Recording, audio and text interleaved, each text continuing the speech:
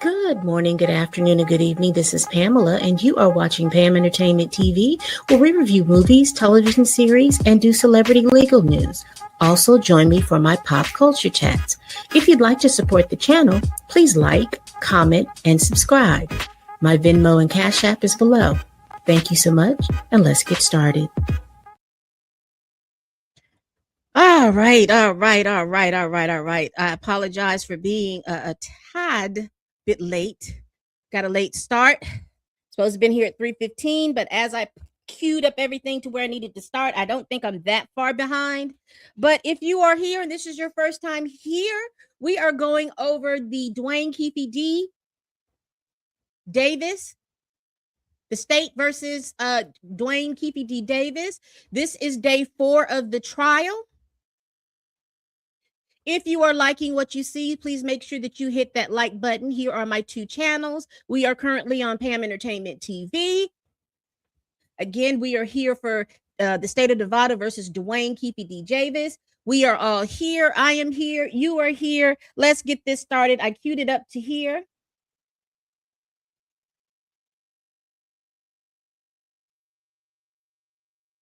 And I think we'll get started. If this is your first time here, please note that Keffe D is charged with the murder of Tupac Shakur with the use of a deadly weapon. There is an enhancement of a gang enhancement, which with intent to promote and further assist a criminal gang. So let's see, we may could definitely fast forward what's going on here.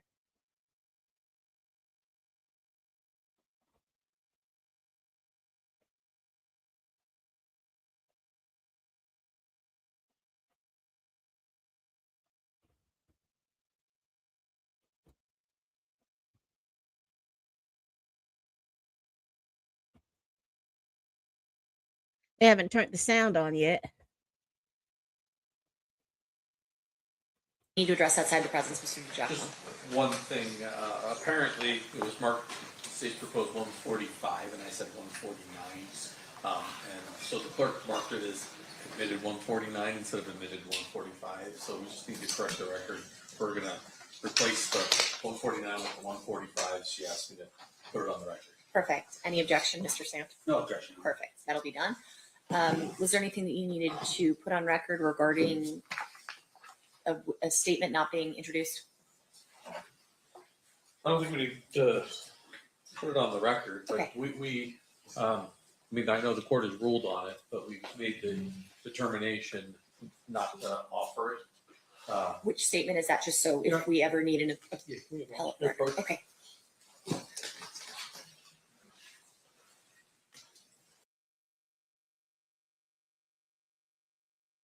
We're not going to hear what they're talking about. Let's see if we can fast forward just a tad.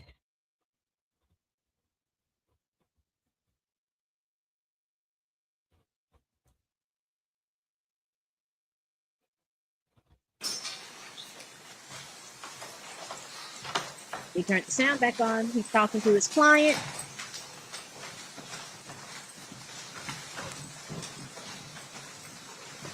And shout out to all of my folks that follow me from X, Twitter X. I appreciate y'all coming in and listening and rocking with me. Please tell a friend or a kid that I'm over here. The party stipulates the presence of the jury. Yes, sir. You may be seated. Welcome back, ladies and gentlemen. We are still in the state's case in chief. State, who's the next witness you will be calling at this time? Denvante Lee. Denvante.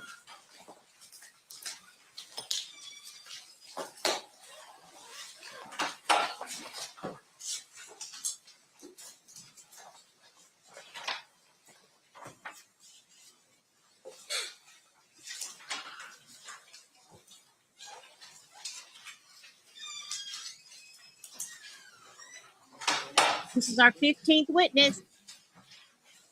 You do solemnly swear the testimony you're about to give in this action shall be the truth, the whole truth, and nothing but the truth, so help you God? Yes, sir. You may be seated. May I please have you state and spell your first and last name for the record? Duane Lee, spelled Denvonta, last name Lee, Lee. Thanks, Mr. Lee, for being here. Mr. Paul, whenever you're ready, you may proceed. All right, thank you. Sir, you did not volunteer to be here, is that fair? No, I didn't. In fact, you're under a court order to be here Yes, through a subpoena. yes. In fact, you have expressed many times the fact that you do not want to participate in this. Yeah. But understanding that you're a court order, you don't have a choice whether or not to sit in that chair. Is that fair? Yeah, that's fair. I want to ask you a little bit about the mid 1990s. Where were you living? At the time, I think Hawthorne. Did you ever start spending time in Compton? Yes. And what was who were you spending time with? My homeboys and people around, friends. At some point, were you spending time with a person you knew as Big Dre? Yes. Would you describe him as a friend? Yeah. And then later on, did you start spending time with a person by the name of Orlando Anderson? Yes, I did. Would you consider him a friend? Yes. As a result of your relationship with Orlando Anderson, did you start coming into contact with the Southside Compton Crips? Oh, yes, I did. Can you tell us how that happened? Meaning, we used to go over there and, hang out. And we wasn't from over there at that time, but we knew a couple of people. So, we go over there, hang out or whatnot, chill. And then is it fair to say at some point that you were given a option of joining Southside Crips or facing a different kind of repercussion? Yeah, I would say it was an option, like, either or, basically. And can you tell us what the either or was? Well, at the time, it was either, we're going to join or we just can't come around no more. And did you ultimately join? Yeah, I did. And how does that work? How did you join? But you get put on, meaning, have a fight or whatever, Now, things of that nature. is it always this fight? Is it always a one-on-one, or sometimes is it multiple people on one? Sometimes it's not one-on-one. If you get lucky, you might get a fair one like that. But other than that, sometimes it's not one-on-one. And when you say a fair one, you mean a one-on-one. Yeah.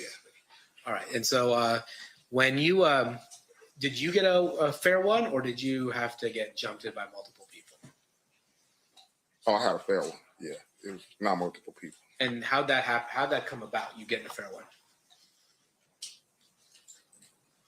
I don't understand the question. Well, did Mr. Anderson assist you in joining the Southside Crips? Oh, honestly, he didn't assist us on joining nothing. He just was there to make sure, because we was, we're friends of his, to make sure basically that we had a fair, shake. We get a fair chance. Won't get dogged out, or not unless you got dogged out by that one, whoever he was fighting. So yeah, he was, he was there to make sure that everything went pretty much as smooth as it can go. And so Orlando Anderson was basically looking out for you. Yeah, he was looking out for all of us. Now, are you familiar with a person that went by the moniker Keffe D? Yes. And who was he in the Southside Crips in the mid-90s? He was a hustler. He was known for hustling. That's what he was known.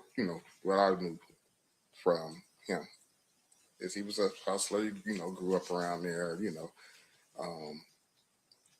That's basically what he was. Yeah. And when you say he was a hustler, for those of us who don't understand what that means, what does that mean? Is he getting money? Is he doing other money. things? He's getting money. Yeah, he's getting money. That's what it is. And how is he getting on money? A higher level? On a higher level. So he's not just getting. There are some people who are let's say hustling that get money on maybe a lower level, and then there are people who are making bigger money. Yeah, fair? Of course, you can say that's safe to say.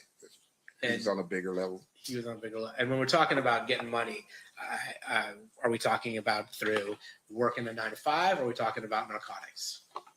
It was narcotics. All right, and then when you got initiated into the Southside Crips through a fair one. After that, would you hang around the Southside area a lot? No, yeah, of course. Yeah. And is it sometimes referred to as the neighborhood?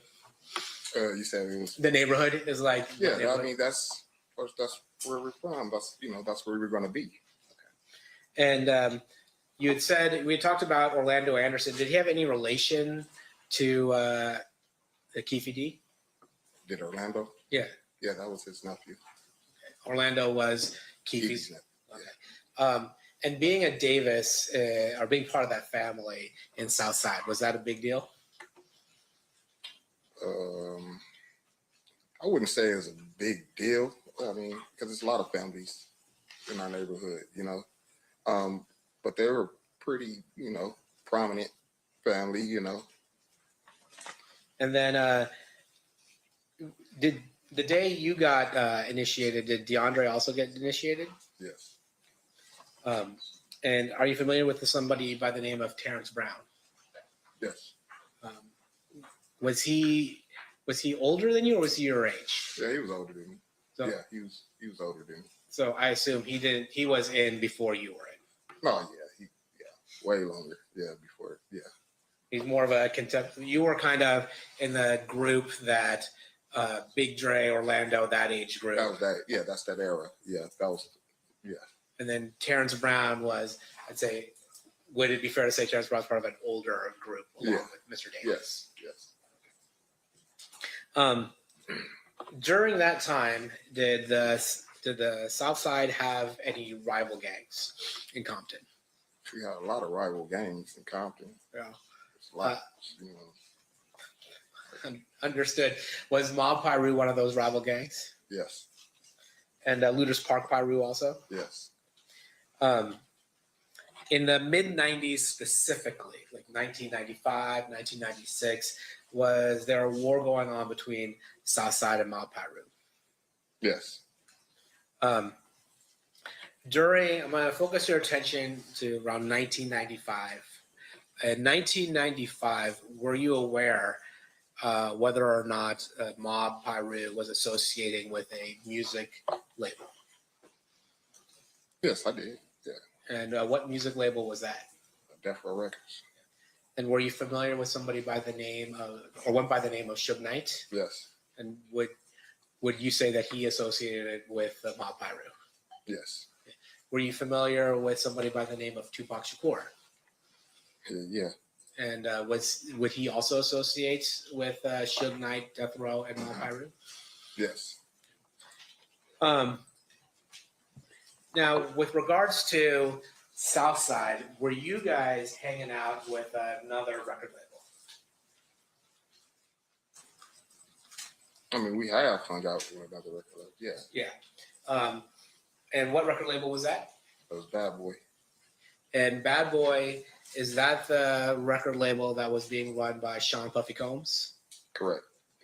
And when you say you would associate with them, what would you go to concerts? Would you just hang out? What would be the nature of the connection that you saw between Southside and Bad Boy? I mean, we went to a couple of like concerts. I've seen them before. That concerts or they came to our neighborhood before. That's it. And when you would go to concerts, who would organize you going to that concert? How would you know to go to the concert? Well, we just basically all do because they say we got tickets or da-da-da-da, and we all, they'd be like, okay, we're going to go to the concert. You get your ticket and you go. Would you, was your understanding part of it was to ensure that Bad Boy was not bothered by other gangs? That was the basis of it, I believe. I would say that. And was there a particular gang that people in Bad Boy were worried about? Yeah, they was worried about Death Row. All I want to take your attention to the summer of 1996, in particular the Lakewood Mall. Are you aware of an incident that took place at the Lakewood Mall in the summer of 1996? Yes, I am. How are you familiar with that event? Because I was there. And that summer of Lakewood Mall, what happened? What were you doing at Lakewood Mall? One of our friends, he was going off to college, and he had went up there to grab some things to get prepared for college. So we went along with him. And, Do you know where the money came from for this person who's going to college to get these things? yeah, Keffe was helping. Try to get He needed a lot of I don't know what college kids need really, but need a little TV probably, a little clothes and things of that nature. And Lakewood Mall's not in Compton, is it? Not at all. Is it fair to say it's about 15, 20 minutes away from Compton? Yeah, if that. And just so things have changed in the last 30 years. Of course. Back then, you couldn't order things on Amazon and have them delivered to your house, right? You actually had to go No, I someplace. doubt it. I don't remember. So at the Lakewood Mall, you were there with other Southside Crip members. Is that fair to say? Yes. And was Orlando Anderson one of the people that were with you? Yes, Orlando was with us. And then did you happen to run in that day into people from Mob Piru or Death Row Records? Yes, we did. Can you tell us about that? We basically were coming from different sides of the mall, and we're walking towards each other. And I guess we basically seen each other simultaneously. And we noticed people. They noticed us. They kept coming our way. We kept coming that way, and a couple of words was exchanged once we got close enough. You know what I mean? And that's when the fight broke out. So a fight broke out? Yeah. And by that, we're talking about people punching each other and tackling each other. Yeah. On the other side, were you aware of somebody by the name of Trayvon Lane there? Yeah, I was aware of Trayvon. Yeah. And in particular, there's talk about a death row chain or medallion hanging from Trayvon Lane's neck. Did you see that? Yeah, I seen. Did I see the chain? Yeah. Yeah, I seen the chain. Okay. During the fight, did anything happen to that chain? Yeah, during the the brawl, it came off his neck. Now, let me ask you something about the significance of a chain or something like that. Is there any special significance to taking somebody's chain? Yeah, I would think so. Yeah, yeah, of course. Can you explain that? I mean, that was their logo, and so it's like you taking that from them is, like you got something, to at least harp about or to say, hey, look, I took this. That's all it would be. Would it be considered disrespectful to rip somebody's chain off? Yes. How did that brawl end? Like what made you guys stop fighting? Oh well, the police came. You know what I mean? The police came, separated the parties. They didn't even try to talk to nobody or nothing. They just wanted to get the situation under control. Everybody just, leave. Just get out of there. So that's what they did. They came in, they separated us basically. We went our way, they went their way. Is it fair to say that Lakewood is a little different of a place than Compton? Yeah, somewhat. Yeah. Yeah. A little more suburban? A little more, yeah. Yeah. It is. And at that point, it sounds like that whoever the police was in Lakewood just was asking you guys to get out of there, right? Yeah, they just wanted to be, it's in the mall. It's, families, kids, they just wanted to get it handled, situated, and get people out of there. Permission to approach, Your Honor? You may.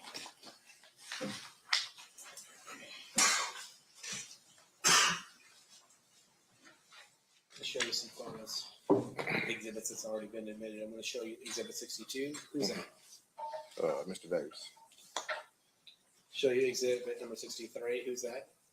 Mr. Anderson. Show you Exhibit number 64. Who's that? Mr. Smith. Let me show you Exhibit number 65. Who's that? Mr. Brown. Let me show you Exhibit number 60. Who's that?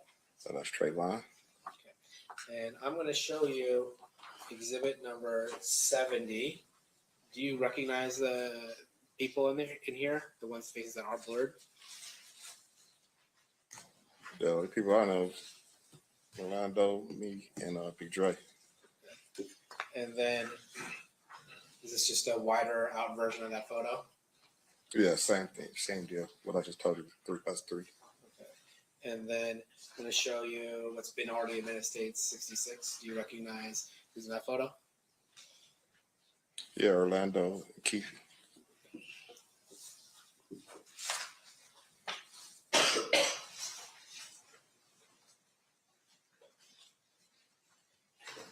Did you go to the Mike Tyson fight in when Mike Tyson fought Bruce Seldon the weekend that Tupac Shakur got shot?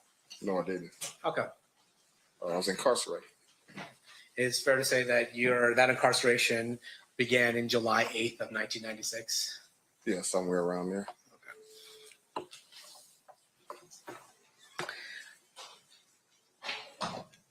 In 2006, is it fair to say that you started doing work for the DEA? Yeah, Haida. Yeah, Ida. Yeah. Yeah. And is that after you got caught trafficking some drugs as well? Correct. And in the mid 2000s, you got 5 payments. Is that right? I think something like that. And that was for $2,000, $500, $1,000, $1,300, and $500 for a total of $5,300. Is that fair?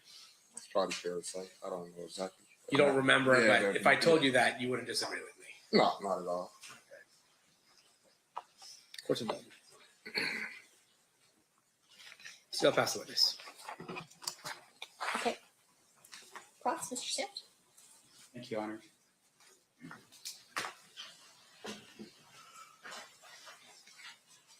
Mr. Lee, your street moniker is Durlock.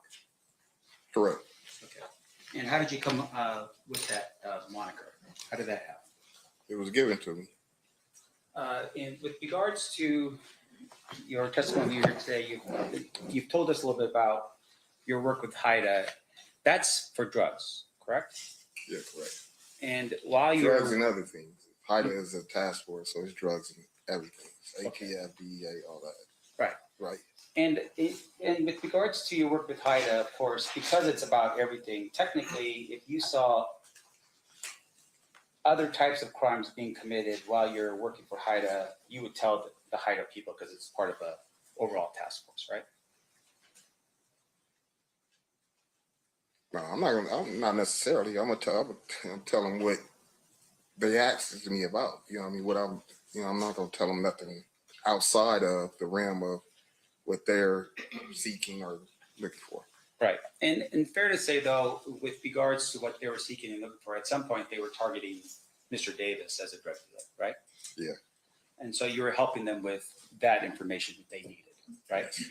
And that information came in early of 2008, meaning that you were helping them in April and May and that kind of thing. I'm not sure the dates, but I eventually was, helping them. Yeah, Okay. I don't remember the dates. Your Honor, would a review of a report from the DOJ with regard to your participation help refresh your recollection? They might, yeah, sure. Yeah. Yeah, Okay.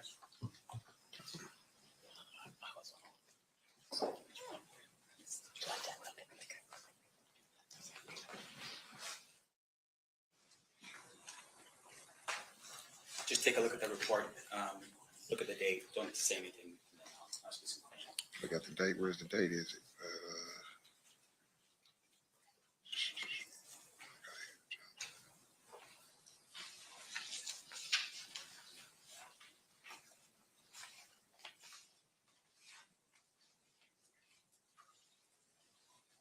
Okay, I recall. Yeah. Okay.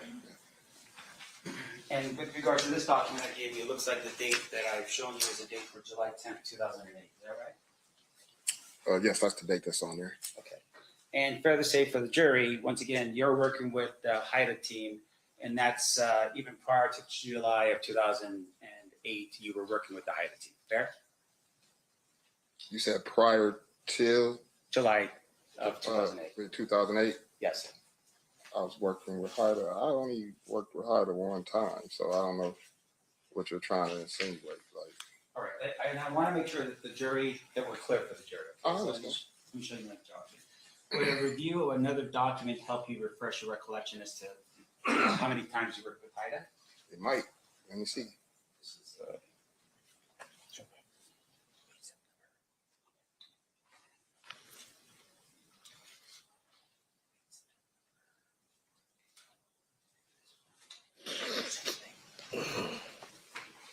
yeah, Bush, Your Honor? You may.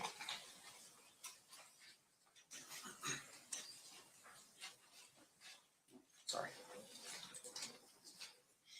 All right, sir. Now showing you the document. You recall having an interview with a couple of the special agents from HIDA on September 10th, 2007.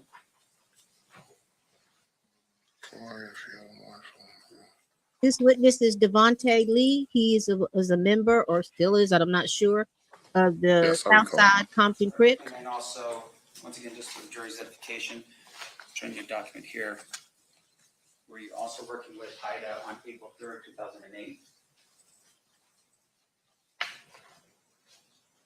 See, working and being interviewed is two different things. Okay, so you're being interviewed by HIDA on April 3rd, 2008. Yeah, that's what it says. And you were given information with regards to Mr. Davis on April 3rd, 2008, right? I didn't get no information about Mr. Davis. I didn't even know at the time what, you know what I mean? I was there on what I was there for. Once again, this is about drugs. I'm talking about drugs. So with I am regards too. to, regarding 2008, April 3rd, were you there to speak to HIDA agents about drugs?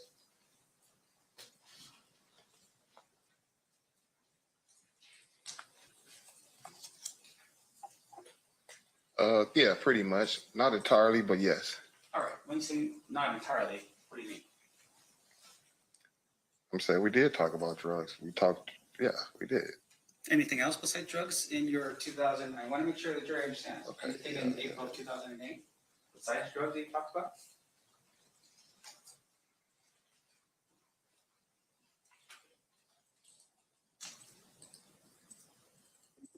No, that's it. That's all we talked about. All right, thank you, sir. Now, in your time that you spent with HIDA, you had shared some information with regards to what we now call the Lakewood incident. Remember, we just talked about this a second ago? Yeah. All right, can you tell the ladies and gentlemen of the jury when the Lakewood incident occurred?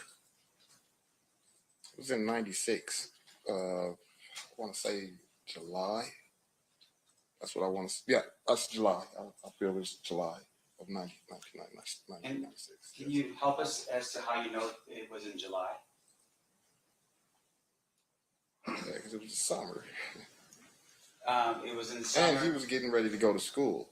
So I know he had to be there that summer. You know, start up his training and stuff for football. Okay. So if somebody else, an FBI agent came in here and told us that it was a couple weeks before the fight in Las Vegas, would he be mistaken? You said who came in and said what? If somebody else testified about that date and said it happened. Objection, Your Honor, to have this witness talk about what another witness stated. I'm just asking you. And that witness was stated what he said. You can't All right, thank you. opine as to whether he's mistaken or not. I'll withdraw the question, Your Honor. Okay. Let me ask you this. You shared the details of the Lakewood incident, right? You told people you described it, fair? Describe it to who? To various different people over the time since the time it happened. You've explained it to various different people. In fact, to us right now, today. Yeah, so I mean, I did because I'm doing it to y'all right now. So yeah, Right. And so with regards to your description, can you tell us, describe for us what happened during the Lakewood Mall incident? same thing I just told. We got to fight. Yeah. Now, isn't it fair though that at some point in the future, and I want to make sure I'm clear as to the date, you had an interview with a Detective Mogg from Metro? Oh yeah, I did. Okay, and you recall that that interview was actually on July 11th, 2023 in Las Vegas? Yeah, about that. Yeah. Right. And would looking over a transcript of your interview with Detective Mogg help refresh your recollection as to what you told him on that day? Well, I couldn't tell him too much more different than what I already said. So yeah, come on with it. Right. All right.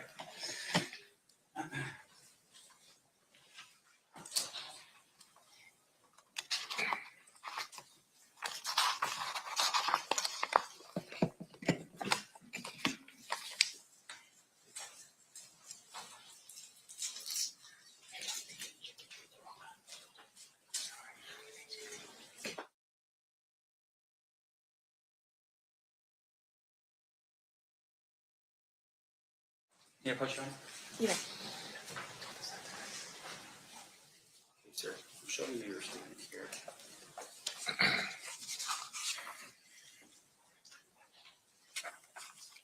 And I want you to read The highlighted. question. Yeah.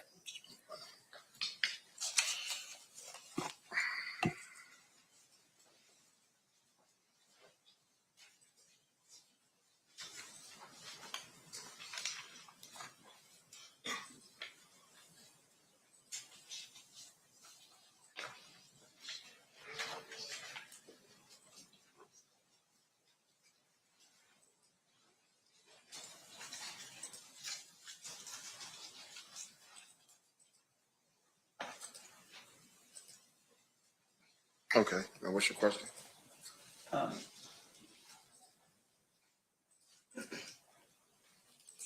Now, with regard to what you reviewed, fair to say that you told Detective Mogg a more specific sort of thing that happened at the Lakewood Mall, right? Yeah, I would say. Yeah. Can you tell us, for instance, the location of where the fight took place? Yeah, it was by Foot Locker. By the Foot Locker. Yeah. In fact, you had made mention that the fight at the Foot Locker was so bad that they had to remodel it after the thing had gone down at the Lakewood Mall. Fair? Yeah, it's turned into the World Foot Locker. Right. You described it as mayhem that was occurring in that Foot Locker. Yeah. Okay.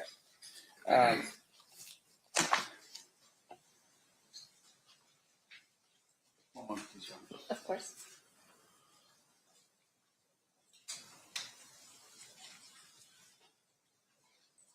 Your Honor, I have no further. Actually, I do. Sorry, let me back up. Nope, that's it. I have no further questions of this witness. Any further questions, Mr. Paul? Of course not. Shake it.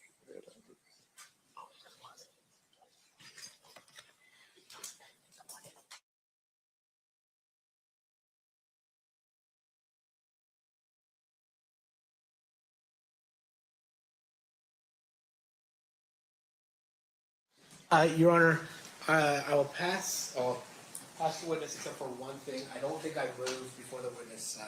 Please, I don't think I moved the exhibits into evidence. I just want to be clear about that before the witness is on the stand. Okay. Which is state is moving proposed exhibit 71, 70, 65, 64. It's just me, but I can't believe they have these people 64, coming here 65, for court orders 71. for this That's impressive. Yeah. because to tell us Any something objection? that No objection, Your Honor. other He'll be witnesses admitted. have already told us. No further questions. All right, one final thing, Mr. Lee. Anybody from, any members of the jury have any questions for this witness? Okay, got it. Can I have the parties approach? All right, we got jury questions. Jury questions. Remember, in the state of Nevada, the jury can ask a witness a question. This is how, in my opinion, a jury stays engaged instead of just sitting there listening. They become engaged into the process. All right, a question from one of our jurors, Mr. Lee. What did you receive multiple payments for if you gave information to HIDA once? Well, it was during, the course of the investigation and things like that. That's what it was for. During the course of the whole thing, they have different ways of, looking out for you or giving you something to kind of help your situation or something like that. Any follow-up based on that state? Nope. Defense? No, Your Honor. All Sounds right, like thank you he for being was with a us, paid Mr. Lee. You are informant, maybe? You're welcome. I still don't understand why they're having these people come through here. So what was he supposed to do? To corroborate the Who's your fight next witness, at State? the mall? So we're gonna play the 2008 statement, which I think will probably take up the rest of the day. Okay, so it's already been admitted. Remind us what exhibit that is. That's a great question. I think it's gonna be. Actually, I don't know. I'm gonna have to grab the disc. Okay. I have it uploaded on my computer. Do you know Ryan? Okay.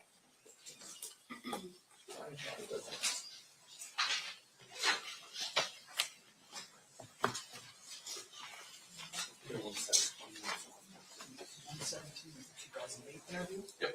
All right. So you can proceed with playing exhibit 117 then. Thank you.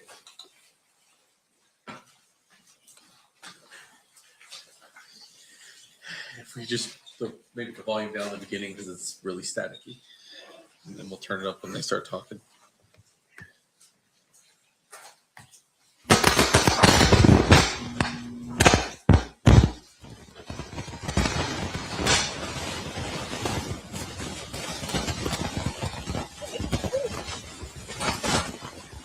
Oh.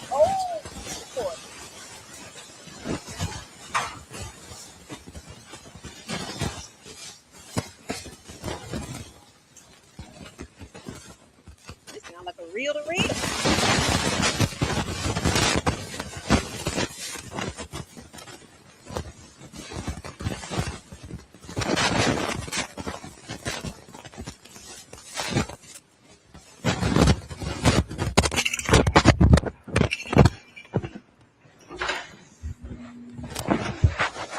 Oh, must have been in the pocket. What's she called? What's he doing? No, man. Hey. Hey, how you doing? Good to see you, sir. Good to see you.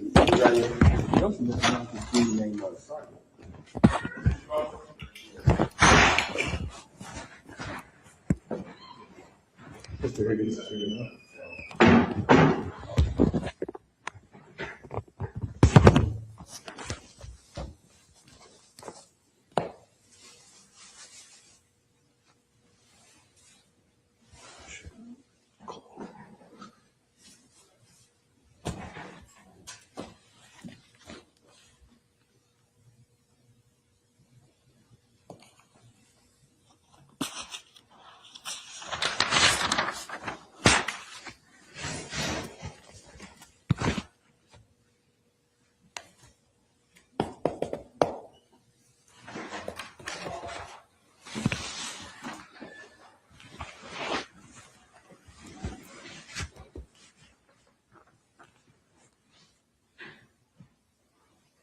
Get this thing catered?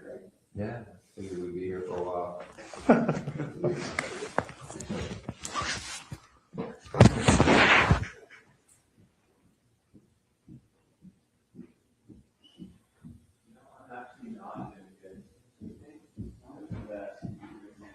Oh, geez, you can just walk out there and buy breakfast.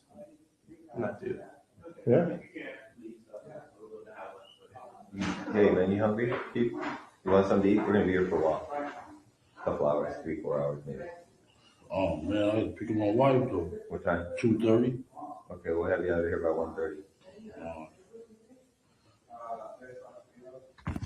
Hold up.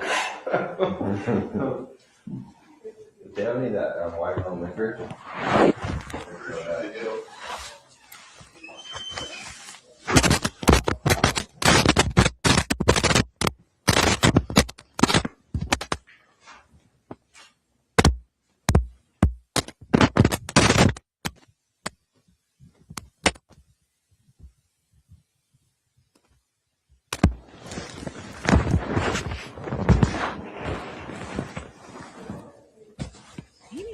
that I ain't seen no spook down game either. So what we for the murder. Okay. Once again, Chatty Patty.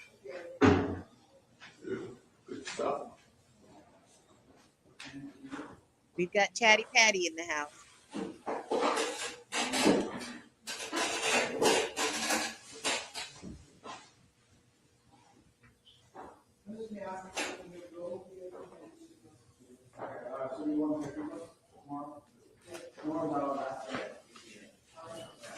Who is this guy again? Fufula? He was a guy, he was a witness that got shot and killed after the incident. And before he really had a ability to make any statements.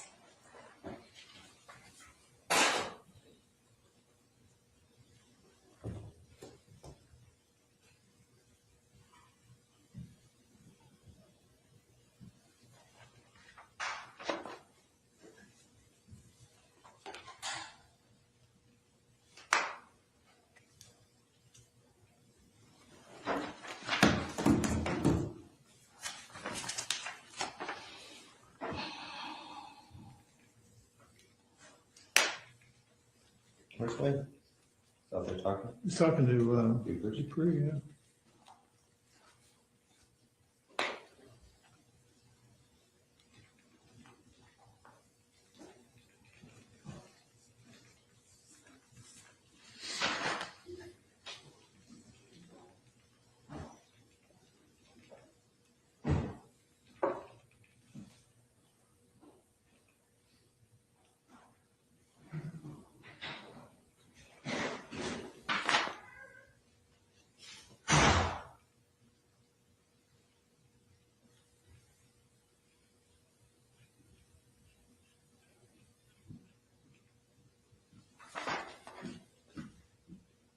I never said I seen Reggie Wright up there either. Okay. Chatty Patty. Okay. No one asked him a question. He just talked. Regarding what? In Compton or at the Biggie thing? At the Biggie thing. Okay.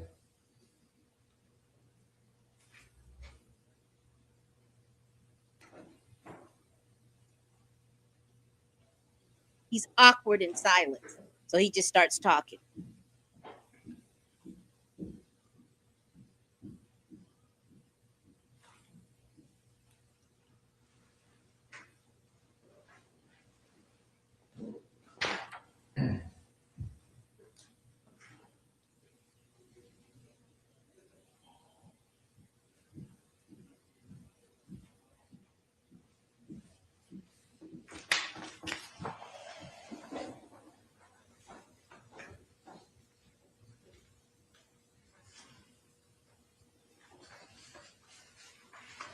The two quadruple murder, homicide in Compton.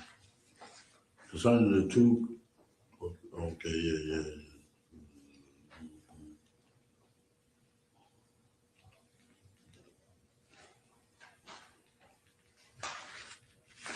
A lot of shooting in Compton after that Tupac thing.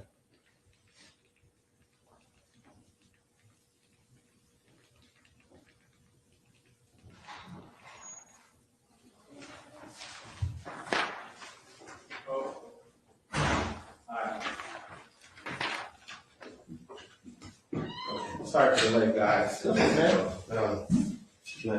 know how it is. It's so difficult out here to make a living. Trying to hustle? Oh, I'm trying, man, but nobody wants to buy anything from me. No, I'm just kidding. Wayne Yes, sir. keeps going over his original statements that he gave after his okay. arrest back in 90, whatever. I'm behind the donuts and coffee and that. These guys wouldn't let me get in. See? I know how y'all is. I'm trying to help you out, man. I'm looking after your heart. See a fat boy here, you guys like, man, we're gonna fool him, make a company. Okay. Oh, God.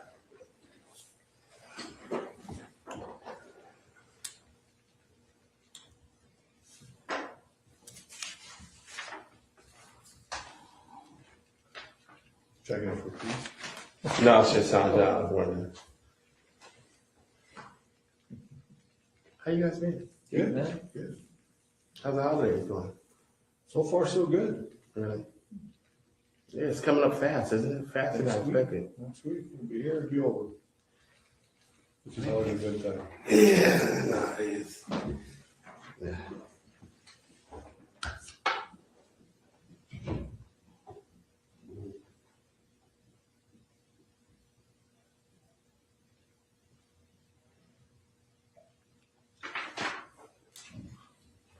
Is my secretary here? Or someone else let you guys in? It was open. Oh, it's open? Yeah. Oh, okay. Some dude came in with like a cart full of food. People came out like ants, man. Oh, okay. They got some guy pulling the cart around selling sandwiches. Oh, yeah, they do that around here. That's pretty cool. For people that don't want to go to the cafes, that they come from sweet to sweet. Right. I know it is pretty, but there's not a lot of restaurants around here. Yeah, that's convenient, man. Yeah, it's convenient. Because restaurants are kind of expensive, I guess. Yeah. Yeah, I never use them around Does that dude charge a lot? I didn't ask him how much it was. here. Yeah, probably $5 or $6 or whatever they can get. Yeah. Yeah. But it's a smart move. It's smart because, Yeah. if I make a couple $100 a day.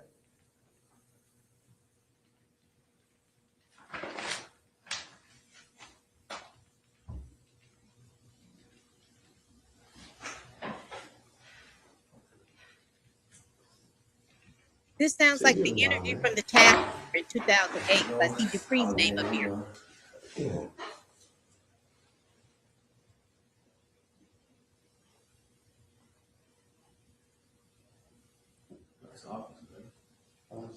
Meager surroundings. Yes.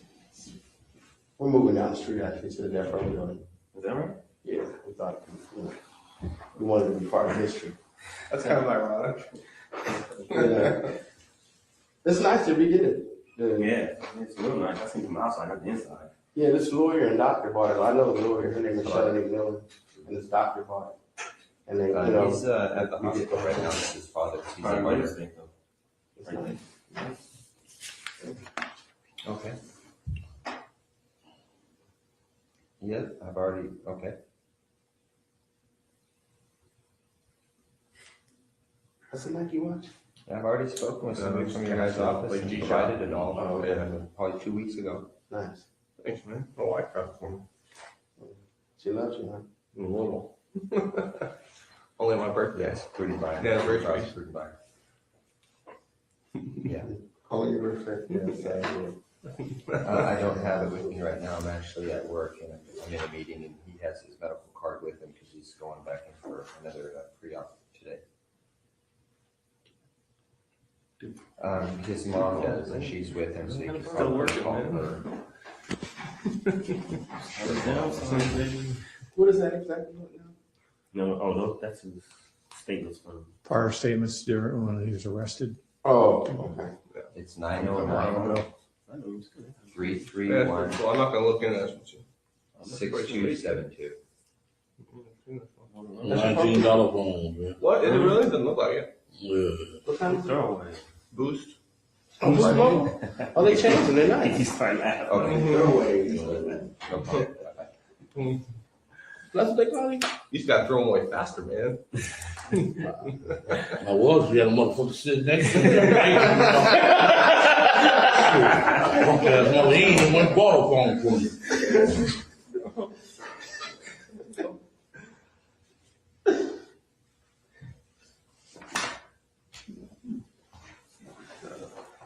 This has been a lot of nothingness.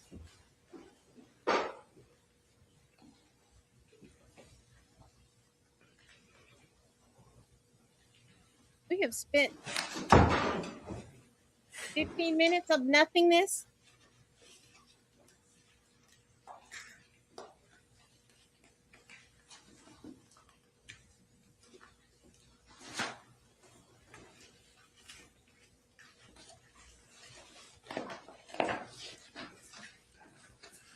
like the way that Vegas does their reports. It's almost like a federal report. Mm, yeah. A lot of those agencies have adopted that federal reporting system the FBI uses for the way they structure their reports. I don't know why. Anything's better than LA though. LA are so screwed up the way they do it.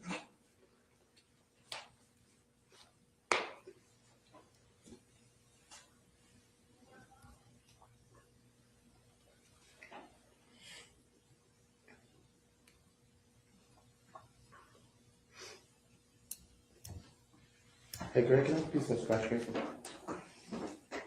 Thank you. Just need one, or you want? Just one.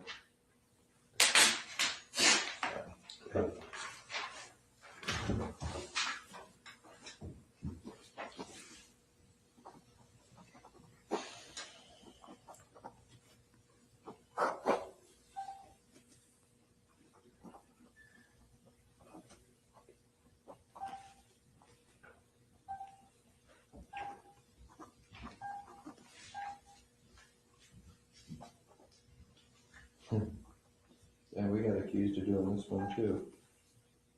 So the anonymous caller said Mafia LAPD working security killed Tupac. We can't win, can we? It's on those weed tip ones. LAPD, a bunch of killers, man. Here's interesting, 9/24/96, a caller from New York claiming to be Sean Puffy Combs said he hired someone to blow up night. Something went wrong. Girls got involved. Interesting. I believe that one. Are you gonna call in on himself? Yeah. No, but somebody somebody just calling in. He called. Yeah. Well, he had to put some credibility to it, yeah.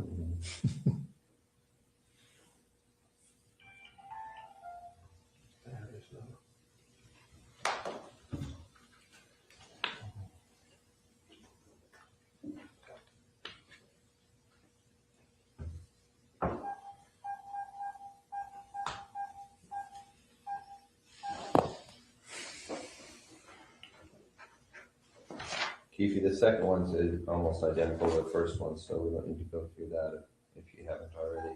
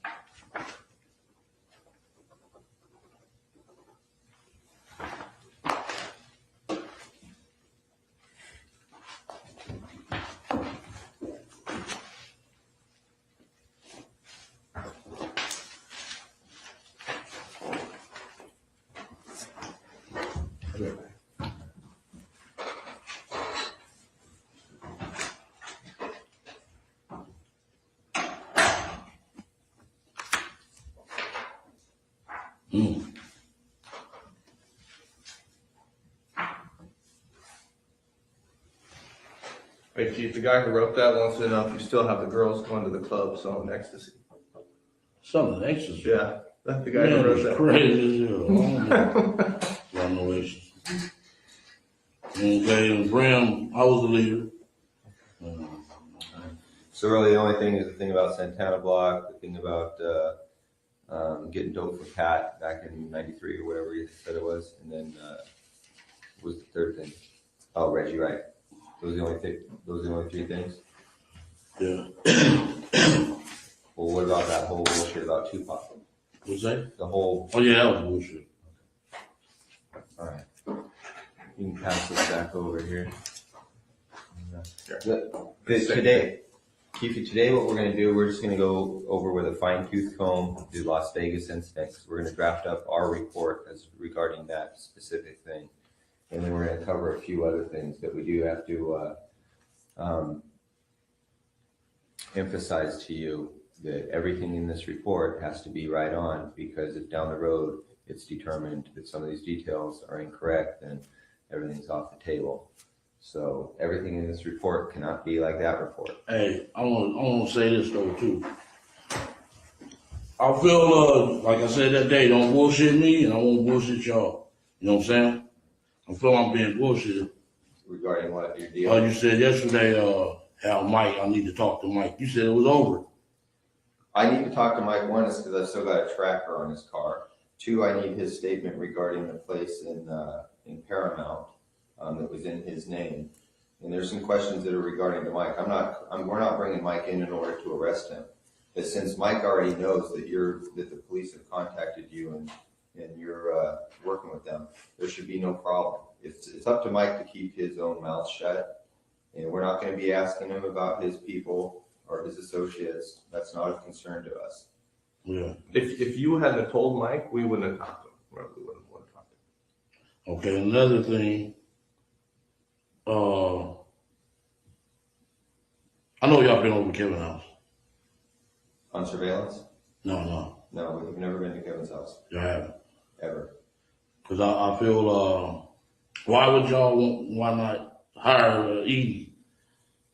There's some problems, in my opinion, and this may not be a shared opinion, but I just don't believe in Edie's ethics. I think he's a dirty attorney. I think that Edie will lie, cheat, and steal in order to get himself out of any kind of problem.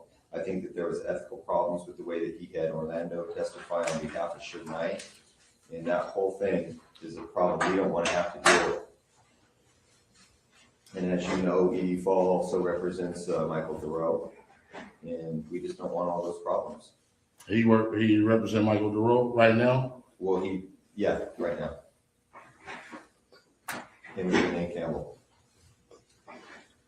Yeah. You know Renee Campbell? And I know Al was in San Bernardino. He ain't had no fucking reason being down there.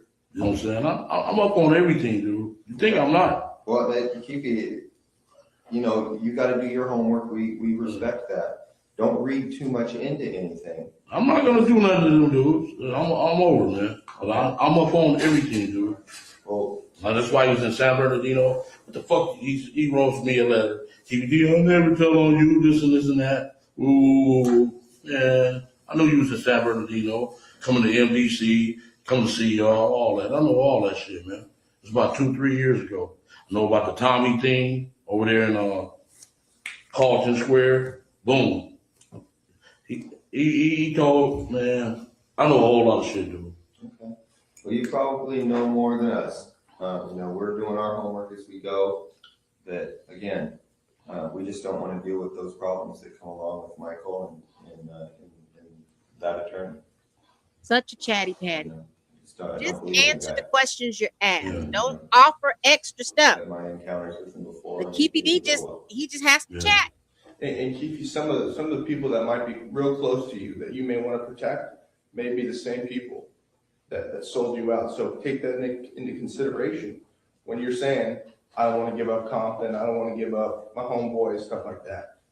I'm not saying anybody did it, but I know. Close to you may have. Yeah, I know. He said Eddie or Pat could be working with us, and that fucked me up. You know what I'm saying? Well, Keffe, let me say this. I know you. And I know. Let me say one more thing. Yes, sir. And you said, I got some shit gonna break your heart, gonna break you to your knees. I know y'all was gonna arrest me for this shit, man. You know what I'm saying? I know that shit, dog. You know what I'm saying? Yeah. But that's how I go. That's how the game goes. Yeah. You know how it is. Yeah. These dudes are cold, man. Well, let me say this too, Keffe. I'm serious. I never thought I would retire. But y'all heard me on the phone, man. I'm through with this shit. You know what I'm saying? Too many dirty motherfuckers, low down, cross artists, everything. But they don't know I'm putting the double cross down. Fuck it. I'm with y'all. Okay, now, let me say something. Yeah. I know you have used Edie and you felt comfortable with Edie. But I want you to say this, and I know you send him a lot of business stuff, but I would think you would think at this point that maybe you shouldn't think that way because you wouldn't be here. Because a lot of people that he dealt with may have participated in getting your ass here. I know. So I think you might want to look at it a little differently. Yeah. You got to look at the whole picture, and I think It's you're a starting to big do picture. that. And when with Snoop Dogg uncle, you know what I'm saying? Then at the airport with the fuck ass plane tickets. Y'all ain't got him out. And his wife even put him on blast. But you Said, know, I don't know how you got out. Just hold on. all the people, all the speculation, just hold on to that. Just leave it alone, yeah. I'm gonna Let's leave just- it alone. Cause that make me mad, all that shit. That's why I smoke weed. Cause I'm a dangerous motherfucker without smoking weed, dude. I get mad at easy, you know what I'm saying? We know you, man. We know Yeah. what you can't do. That's how Greg is without coffee. Yeah. Y'all be sitting there, keep me calm, keep me from hurting people, man. You don't want to do that. You know what, man? Just like you out the game, leave all that behind. Yeah. Stop. My You're advice mad to about you was just stop thinking about who did what, and just think they all did it. Yeah. And then just trust the person that's sleeping in your bed with you, your wife. Other than that, just shut it down. You Let's messing just go up. forward. No, and your lawyer. Or your lawyer. Yeah. I'm just trying to. I understand. This is a dirty war. Deborn. And let's let this Greg got some other stuff he wants to talk about. Okay, good. Yeah, what this ultimately comes down to is how valuable your life is, your family. And when I say your family, I don't mean your extended family. I mean your brothers, your sisters, and your wife and your kids. That's it. Anything beyond that, as far as we're concerned, is fair game. I thought Speedy. Kevin will work out his own deals. Speedy ain't got a lot on the table. I don't think that's going to be a problem. And you know, we'll throw that one in if that's what's important to you. We'll throw that one in. But besides that, man, everything else is fair game for us. I just want to say this, and me and Keith had that conversation. I try to explain to Keith.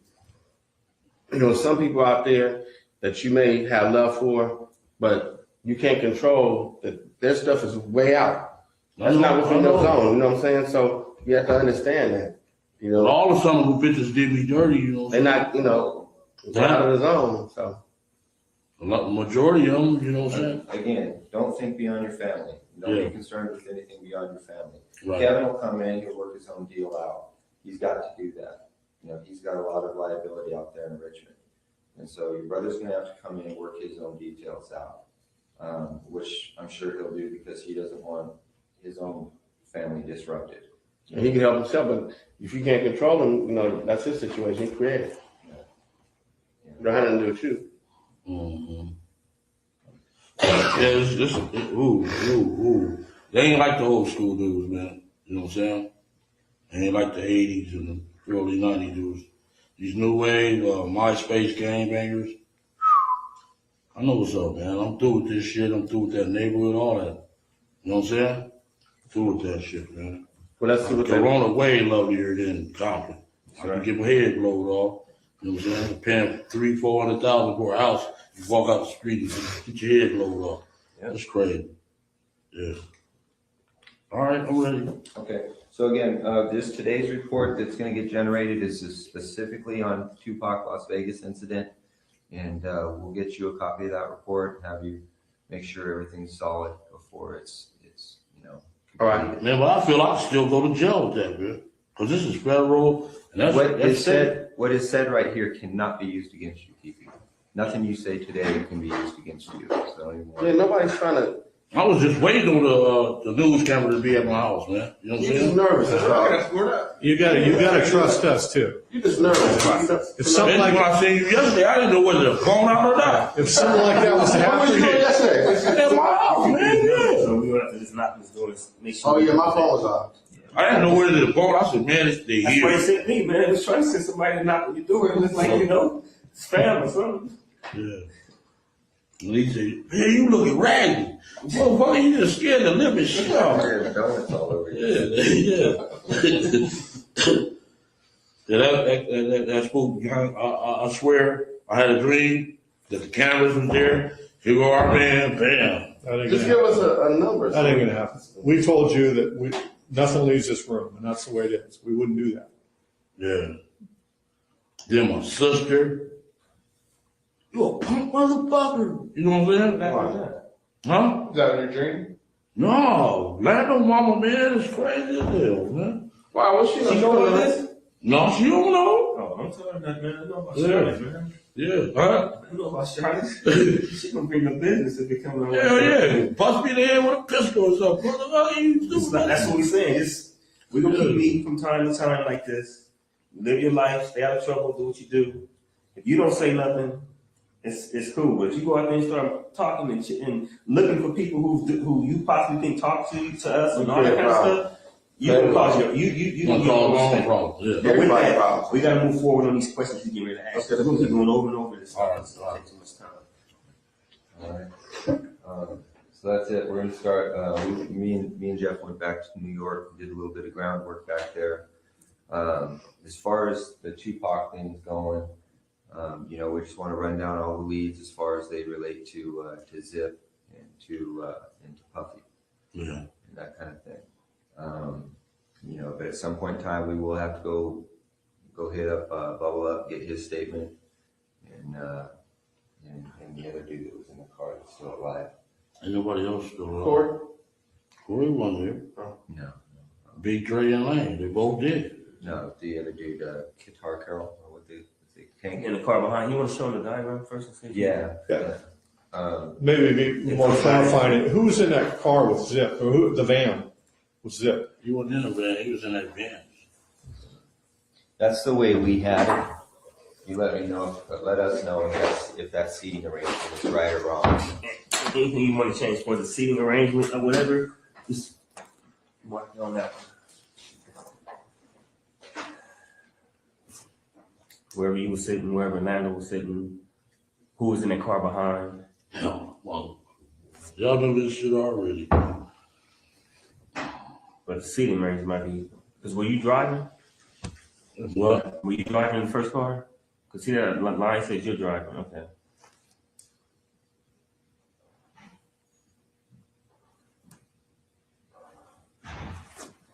And who was driving the, Debbie Allen was in the car behind by herself? No, he wasn't even there. None of them guys went in the car behind? So Orlando shot across Dre? He leaned over on the window. We rolled down the window, popped. Who was it? They was drove on my side. I was popped them. You know what I'm saying? But they was on the other side. Right. So was there a second car behind you guys? No, it was some girls hit that corner with us, dog, and we shot out their window. I said, these bitches got more work than the dudes. You know what I'm saying? But any time was it this car behind you? Not at all. No, none of the homies was behind. No, like 3 or 4 cars behind, nothing like that? Nothing. Just one car? Just one car. Then we hit the corner. The girl followed us, and we shot out her window. They got scared and stopped. But they weren't with you guys? They weren't with us, no. It's the girls that Push that back over here real quick. We would think they security would follow us. You know what I'm saying? Yeah. But the bras don't even that hard. They followed us halfway. We shut out their window. They scared. Those are all the guys that you would recognize as being in the car, right? Lane, DeAndre, and Terrence.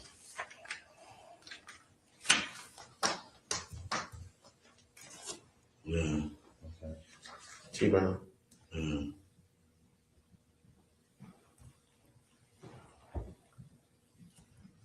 Okay. So Orlando would have had to lean over the top of Dre, right? Yeah. Okay. He did. Okay. All right. Well, that's what all the witnesses said too from the back. Yeah. Give me that. That was a heartbreaker. Oh, man. Okay. All right. So leading up to that, do you know who Trayvon Lane is? Yeah, I know who he is. Okay. So do you see Trayvon there at the just before the MGM at all? I didn't see him. Okay. All right. Then let's start back at the beginning. Let's go back to, this is 96, 3 concerts. Where were the concerts where you talked to Puffy and Zip at?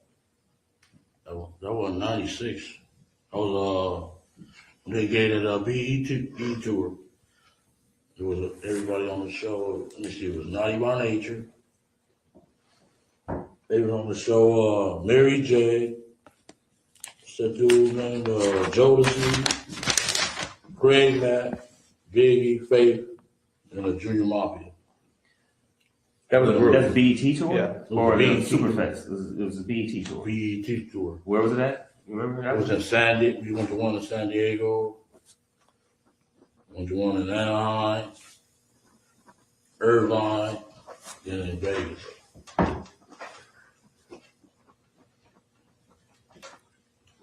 Yeah, all four of those locations, San Diego, Anaheim, Irvine, and Vegas, that was all the same tour.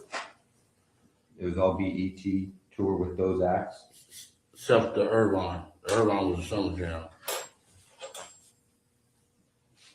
Okay, can you hit those acts again? Naughty by Nature, Biggie, Faith, Jodeci, And Mafia, Junior Mafia, and Biggie. For Faith Evans, right? Yeah. Okay. All right. So all the acts on there were from Bad Boy, basically. Mostly, yeah. And no he had one- managed Put Jodeci down? Jodeci and Mary J doing it. So it was pretty much a Bad Boy Puffy Yeah. tour. Are you gonna be able to track down those dates, Darren? Yeah, I can look it up. Okay. What that? Yeah. All right. Now, on all four of those occasions, there's San Diego, Anaheim, Irvine, and Vegas. Which ones do you actually talk to Puffy at? Every one. Every one of them. Yeah. Which of those four is it when you talk to him about murdering Tupac? It was really about both of them. Either one of them. It was Tupac and Suge, you mean? Yeah, Anaheim. A couple of times at Greenback. And where? Greenback. Sunset. Hey Greg, do you want to go back to like when they first like got in contact? Yeah, we can start there. What year did Flint introduce you to Zip?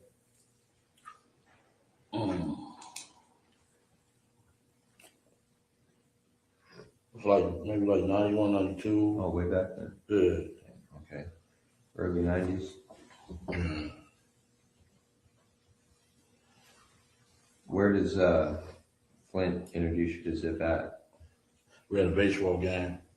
And he was they pitcher, they was calling him Dwight Gooden.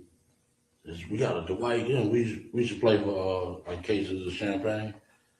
They bring their team and we played in Southside, yeah. Southside Santana kind of like thing? Or just They really think he an imposter, the Santana's do. You know what I'm saying? Cause he just like really, they charged him, you know what I'm saying? He wanted to join their gang, they was the baddest gang back then. But they don't really recognize them. They be on their ass, asking them for money and everything. But it was Santana's baseball team. No, Playing it was Southside. some LA dudes. It was Kelly, Keyshawn Johnson, a few more dudes. So is it like a high school field? Like a local No, field? not far. South Park. So, okay.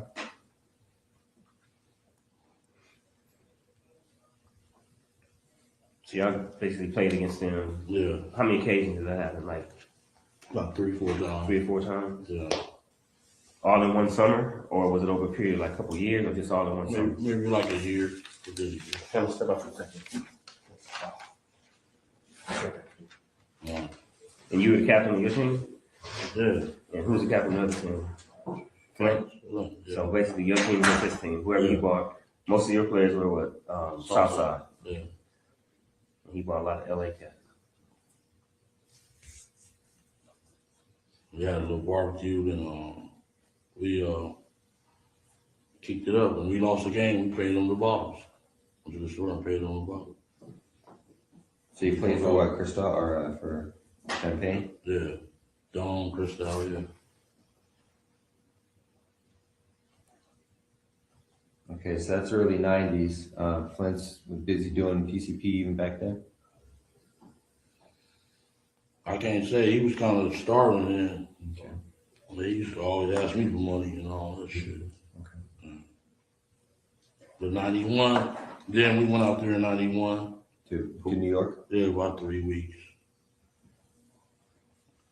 Because he bought Zip to like like the last baseball game or one of the first baseball games? Did he come to all? Did Zip come to all 3 games? Yeah, he used to come on. Yeah, he was a pitcher. Okay. And then Okay. they used to call him the White Gooden. Oh, okay. The White Gooden for y'all. That's how Flynn introduced him as the White Gooden. Boom, he came in. He was a pitcher. He throwing them fancy curveballs. Could he throw? Yeah, we used to take. We was good athletes in Southside. We was a lot of good athletes. Yeah. Kurt Lambert was a good athlete. So quick, is that who you know as Zip? Yeah. Now he got hair now. That's no. That might be old.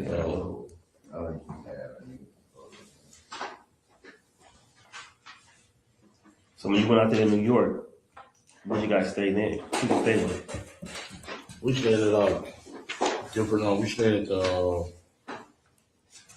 what was that in the Bronx? At what is that? Best Western in the Bronx. I don't mean to take over the interview, but Then we stayed at his house a couple of times. During that period of time. At Zip's house? Yeah, his little apartment. It was in Jersey City.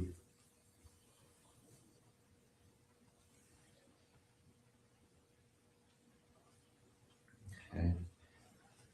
When you're out in New York, is that when you meet Puff out there? Not doing that. I met him. He gave a party at some little club down in Santa Monica. Paradise. Oh, he's 24. Was Paradise 24 used to be? Yeah, it was Paradise. Yeah, on Santa Monica. Okay. Rhode Island. Yeah, that's where I first met him. That's okay, Keith. We're gonna try to keep this in order, so we'll get to that part. Okay. So now you're in New York with Zip and Flint, and what's happening in New York while you guys out there? I had brought some birds out there. Okay. They kind of like ran the sham. I sped it up a little bit. I guess he gave faster money. A couple of days later, he jumped in the cab and leave. Okay. So I'm still out there like 3 weeks trying to get my fucking money. You know what I'm saying? Flint fucked you over? That's what it looked like. You know what I'm saying? So what's his name gave me the rest of the cash. Said I gave Flint the money. How many birds did you have? 3. Just 3 birds? Okay.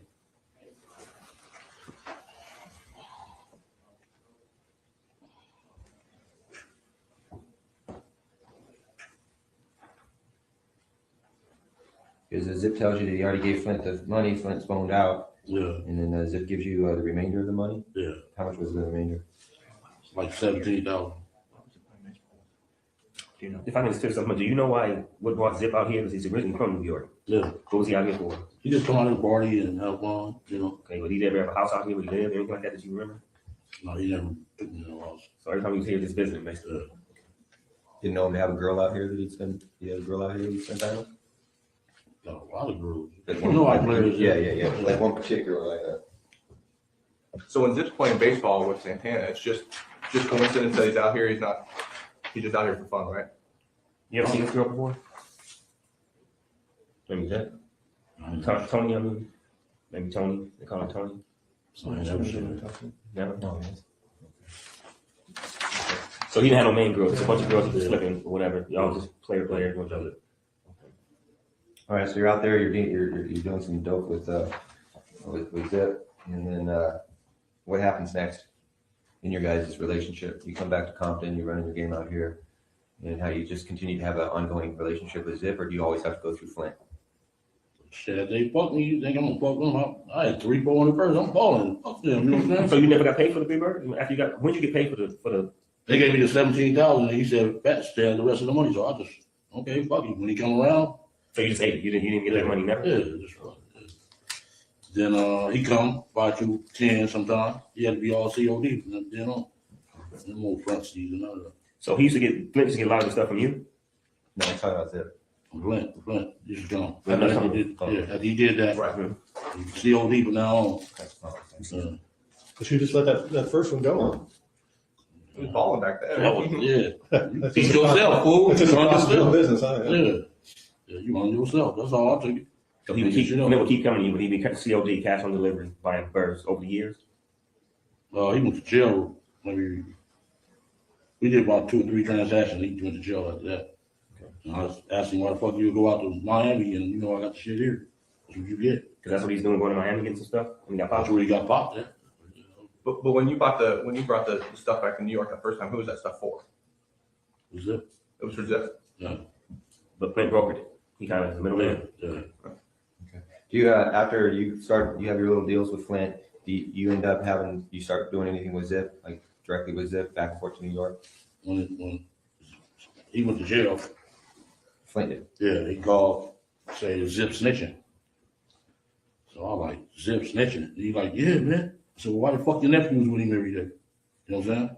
That don't sound good. Maybe he's trying to keep me away from him. And that's what Zip came and said, man, he's just trying to keep us away, man. We can get money. You said his nephew was with him all the time? You know, D and Derek. Derek and Daryl, Yeah. little brother, automaker brother.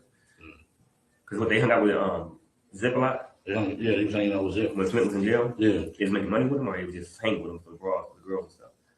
You know, I really wasn't getting their business. I just handled my business, man, you know. But they was with the girls, they do the cars, all that shit. All right, so time goes on. This is through the early 90s. Flint gets popped in Miami. And then anything else significant regarding Zip and Flint? You guys just all got your drug gangs going on.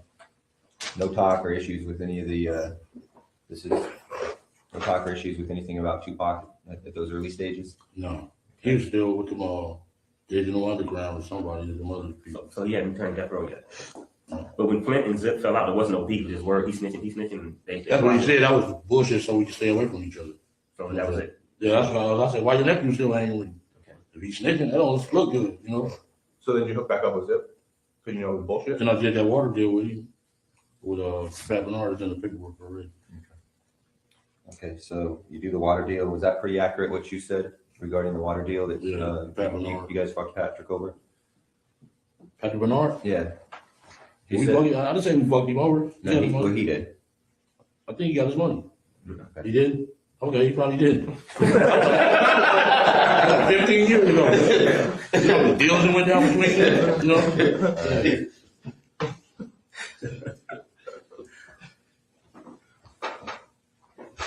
Now, why is the PCP deal getting brokered by you and not Flint? Why isn't Zip going directly to Flint? Because he was in jail. Oh. So you became closer with Zip while Flint was in jail. You started doing business with him. So we started hanging out when he come to LA. He'd come and hang out with me. We go party. Okay. And everybody was cool on Flint at that time. Like, man, because he's in jail. Whatever. And his shit don't match neither. 100 fucking keys. You get 3 years. Oh, son of a bitch. Oh, so y'all Lord. Thought he was just like, he was telling them. Nobody want to mess with him. Man, we know. And Corey, 200 keys in Columbus, Ohio. You fucking $30. Oh, yeah. I got more than that on a phone call. You know what I'm saying? Who's yours? I can't get a call. Oh, you had some assistance. Oh, idiot.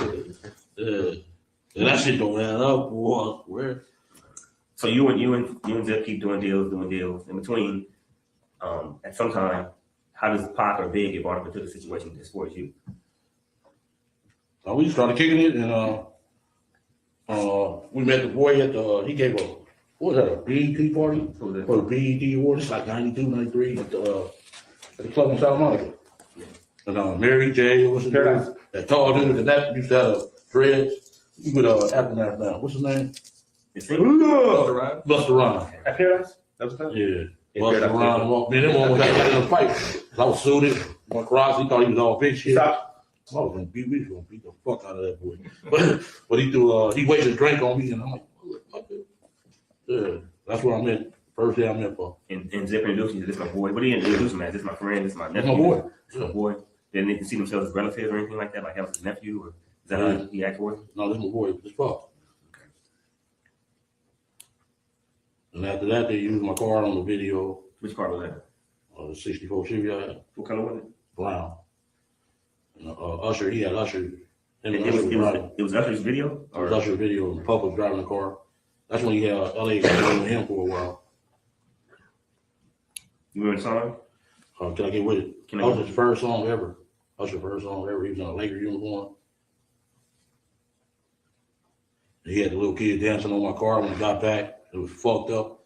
And he paid to get it repainted.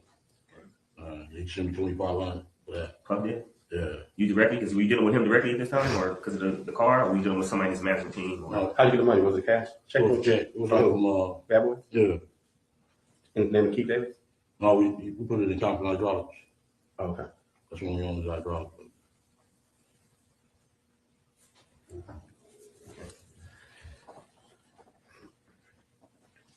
I'm sorry, what's the cat's name again? The video dude? Usher. Okay. Can I get with it? That was 92? What year was that game? It's like 92. First 92, time, 93 he years. was like 16, 15 years old. 14, yeah, he was a little kid. Mama, can I buy the car? Yeah. And then after that, was a relationship right with you and Zip. Yeah, we used to go clubs, go to the club, you know, like pop the bottles, all the bitches come. Good style, right? Yeah. How often would he come out here? Zip? Shit, like once a month. Did Puffy have a place out here? Didn't he have a place out here? Where you staying at? House? Back then, no, he didn't. He was scared shitless out here because of the voice. So that beef had started by then? No, it started, they went out for that award Yeah. in New York, and he said, you want to be in the fucking, you want to be your own video, have some motherfucker down, you know? That's when it started. Then we seen him right after that at that summer jam. We on the stage drinking bottles, smoking, and he like, hey, QPD, let me holler at you. So how the fuck you meet them dudes, dog? Same way I met you, you know? Motherfucker. Yeah. That's sure saying that? Yeah, she'll ask me, how you meet them dudes? I'm like, man, same way I met you. And that was at the 95 Summer Jam? Summer Festival? 95. That's when One More Chance was out. Biggie, give me. Okay. One more chance. Go back a little bit. If we go back, Zip is coming out once a month. You met Puff at the Paradise Club at the BT Awards. He asked you to use your car. You ended up getting damage. He paid you. And then Zip's coming out once a month. Prior to the times when you start talking about the beef with Pac and Suge, how many times do you meet Puffy? One time we met him before the beef game. Maybe about 3-4 times. 3-4 times, always like at a social event? Yeah. Okay. Greenbacks was mostly, that's where we started. Green Patch? Greenbacks. It's on Sunset by the Loud. Yeah. Oh. It's a little upstairs and it's like a deli. Yeah. Oh, no, that's called right next to the comedy store. Yeah, then there's a strip club on the other side. Okay. So you see him at these different events out here, just kind of socialize, shoot the shit. Nothing going on. And then does the incident at Summer Jam take place before Puffy gets up on stage and makes that statement about if you don't want a producer meeting your videos? Which happens first? I don't know. I would have to check the date. Okay, but well, I'm quite sure that the Summer Jam happened first. Because he got jealous because Biggie took over the reggae charts. You know what I'm saying? Like, bam! Biggie was, that One More Chance was hot. Yeah. So when you saw him at the Summer Jam, he wasn't mad at you for being with him. Like, he was just saying how you knew him. So. How the fuck you meet them dudes? Yeah. He didn't really mess with you like that anyway. He couldn't get mad at you, right? What? That wasn't an issue. Okay, so you know there. Who was all at the Summer Jam? Was Flint with you then? Was he out of jail? No, he was in jail? He was in jail. Zip was with you? Zip. You know, your boy Win, the face that you love. Yeah. He's not even like that, man. No, you know that. It's just a face you just love. Oh. Man, my partner, man. I've been with that dude for 43 years, dude. Get my number. Oh. Man, show him some love. He ain't like that, man. It ain't like that. I know. He's just trying to help himself. I didn't even say that, man. Just let it go. Right. Move forward. I'm a dog, though. Fuck it. Y'all say him? I got to. Shit. He gave me the hug of my life. Where to go? You gave me the hug of your life. He gave me the hug of his life. So when you're at the Summer Jam, you're up on stage and Puff is there, right? Yeah. Suge says, hey, how you know these guys? You tell After him. we leave off, he was on the other side of the stage over here. And they left off this way. When I came back, in the back of the stage, I'm like, you let me all that. Went over there. And he told me, man, how you meet them dudes? Same way I met you on Twitter. Yeah. You don't know I helped them out a lot. Okay. Well, when you say same way I met you, I'm assuming that you know these guys because of the drug trade. Is that how you knew Suge? No, I put in. I started that music industry. I mean, that death row shit, man. With Pat. I did the work for that shit. Okay. All right. Well, we'll get to that. But that hadn't even started yet, really. In 95, you've already got some kind of you've got your relationship with Suge because of the money that you gave him from Pat, right? We've been knowing each other before him and Pat even met. We was little kids. Same neighborhood. No, football team, very confident. Okay. Well, that's kind of going to be a different issue. Let's stay on track here. So after the Superfest, you say that to Suge, and then you walk off. Everything's cool. Was Puffy scared of Suge at that time? No, he was scared. Okay. Then one day, me and Zip rolling up Greenleaf, the phone rang and he wanted to speak to me. Like, man, you think it's cool to come out there for our concerts. I said, why not? Why you can't come? I'm my big boy CEO. I'm like, man, that dude ain't nothing. Come on. This is Zip on the phone with you? Okay. Zip, he called Zip home, and I was in the car. Said, your boy want to speak to you. Like, man, you think it's cool to come out there? I'm like, yeah, it's cool, man. You know, just give us like 40, 45, 50 tickets. So Puff calls Zip's phone. Zip gives you the phone. Yeah. Puff says to you, is it cool to come out there? Yeah. You said, yeah, just give me some tickets. Yeah, give us tickets. So you didn't give you no money, no security, nothing like that, just tickets. He gave us some tickets, and I brought the crew. You know, yeah. We went there deep. They didn't show up, you know. And that's the big concert you were talking about, the tour that they were on with Jodeci and all that? This was Anaheim. This one we brought up the courses. So that's Anaheim. We went about 12 deep to the one in San Diego. 12 cars? Oh, like 12 people. Yeah. And you're saying he didn't show up to, you're talking about shows? They didn't show up, no. So no problem at the concert, they're having a good time, pop bottles already out here the whole time. When nothing else happened, no of the events happened, no problems during that time, right? Right. Okay. You and Zip keep doing what y'all doing, no business or whatever. What's the next little thing that might have happened? You know, it's kind of by. Because by then the beach had jumped off, already been coming that way. Yeah, that's where it started. I think the boy in Atlanta got shot. Jake. That shooting partner from I think he's from Capitol Park. Yeah. He got shot. That's what really scared the boy, you know. You know anything about that murder? Did he do it? Did Shedman have something to do with it? I mean, did Puff have something to do with it? Yeah, his boy shot him. So that's the truth? You know from fact or you know from hearing? I mean, you know. I wasn't here. I know you weren't there. I was from here. Yeah. Inside stuff or just street stuff? Inside. So Whoop did? Yeah. Dude, Whoop did kill him? Yeah. There was some talk that some Southsiders were there too. Is that true? In Atlanta? No, we wasn't there. Nano went down there? Nano went down there? He wasn't hanging out there? He wasn't there. Okay. So Big Jake is killed. Real quick, you said that Puff called you on the phone. You tell him I need like 50 tickets and I'll, make sure everything's cool out here. And that's the Anaheim concert. Yeah. Then when you go to that Anaheim concert, that's when you guys. That's what he said that in front of all the people. Andre Herrera, he was there. Andre who? Herrera. He was, yeah. Andre Herrera. Yeah. Who else was in that room with it? It was just them two. Hold on. Specifically, Andre Herrera, you. About 40-some Southsiders. From New York, Puffy, that was from the Andre Herrera and him? Yeah, Zip. We picked up Zip from the airport, Long Beach Airport. Okay, so it's Pharrell, you, Puffy, Zip, and a bunch of Southsiders. And what Puffy makes kind of an announcement? Yeah, that was stupid as hell too, you know. What did you actually hear? What was the words? If the best you can remember what he says. Shit, he said he'd give us anything for them dudes, you know. Yeah. We'll give you anything for these guys' head. Yeah. Where were you exactly? He was in the main. It was like he had the Navy SEALs in one of them over here. We was in that middle room. The middle room was like a living room, like a suite. And the other room was like a bedroom. We was in there shooting dice. D-Mac was there.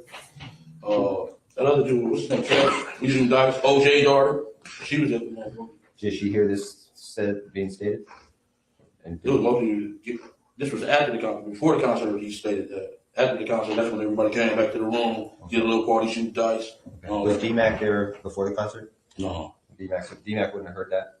No. So were you in a hotel? Were you at the venue? We was at the hotel. What hotel? That was at Anaheim, the Hilton or something. Okay. What Sheraton? I think it was the Hilton. So you're like in the suite at the Hilton or something? Yeah. Okay. I think it was Halloween night because she had on a cat suit. Tretch had her on the bed like, make me out for me, baby. TT. OJ daughter. She was a bad motherfucker, boy. Yeah, I wanted to hit that thing. Yeah. You said there were Navy SEALs in the other room? Yeah. What for? To protect him. He was that scared of that dude. He had hired some Navy SEALs? I swear to God. It's like, they were SEALs? Or did you? They told me they were SEALs. He was Navy SEALs. And they had on their little ear things and everything. So this is after Jake got killed. So he was on point. He was worried about something happening. Yeah. So he had miles off about a bunch of different stuff. So he was scared. He was scared to death. Yeah. Okay. And he like, man. Now, why does if he's got these Navy SEALs guys out there protecting him, why does he call you and ask you for protection? Would you rather have some Navy SEALs or some gangsters? Well, yeah, but that's my point. I mean, if you have a choice between the two, you've got some trained gun, Explain to me. Yeah. You would want the gangsters because the Bloods, they'll tear them dudes' ass up, man. Come on, man. They don't play fair. Yeah, tear their ass up, dog. I swear to God. You know, we would have went in there and beat them up if we would. Man, I ain't seen a lot of gangsters that can hit their target. But they don't know like we know, man. No, we would have went in that room and killed them. It'd be a bigger crew, might be like 3 or 4 of them. Like 40. Navy SEALs will kill I don't think they know like we know. Right. They think it's some guys with guns. They go in there and shoot it out with them. They would wipe the floor with them, man. But anyway. All right. So he's got both. He's got his legit security, and then he's got his gangsters. Yeah. Well, let me ask you a quick question. When you guys rode, who was all with you? As far as the main crew who rode with you when y'all was, with Puff, hanging out with him, or, bodyguard, whatever you want to call it. You, who else? Facey Love. You went. Me went. Corey sometime. Lane, all of us. The little crew. Well, that crew that day. Who was there that day? At Atlanta. Mm-hmm. Everybody. Yeah. Whole fucking neighborhood. Give us 5 names of people who would say, yeah, we heard Puffy say that. You don't have to come. They don't. Al, Corey, Wynn, Dirt Rock, all of them was tell you shit. I'm quite sure they didn't know y'all already. Al, just all the main crew. Was it up there? Up there? No, he wasn't there. He was still running. Okay. Bram and them, the G's on the other side went over there. No. It's your crew. Yeah. Very fine. So this Anaheim thing had to be after. This would have been after Big J. Yeah, after Big Jake, right? Yeah. That's when it heated up, huh? After Big Jake went down in Atlanta. Yeah.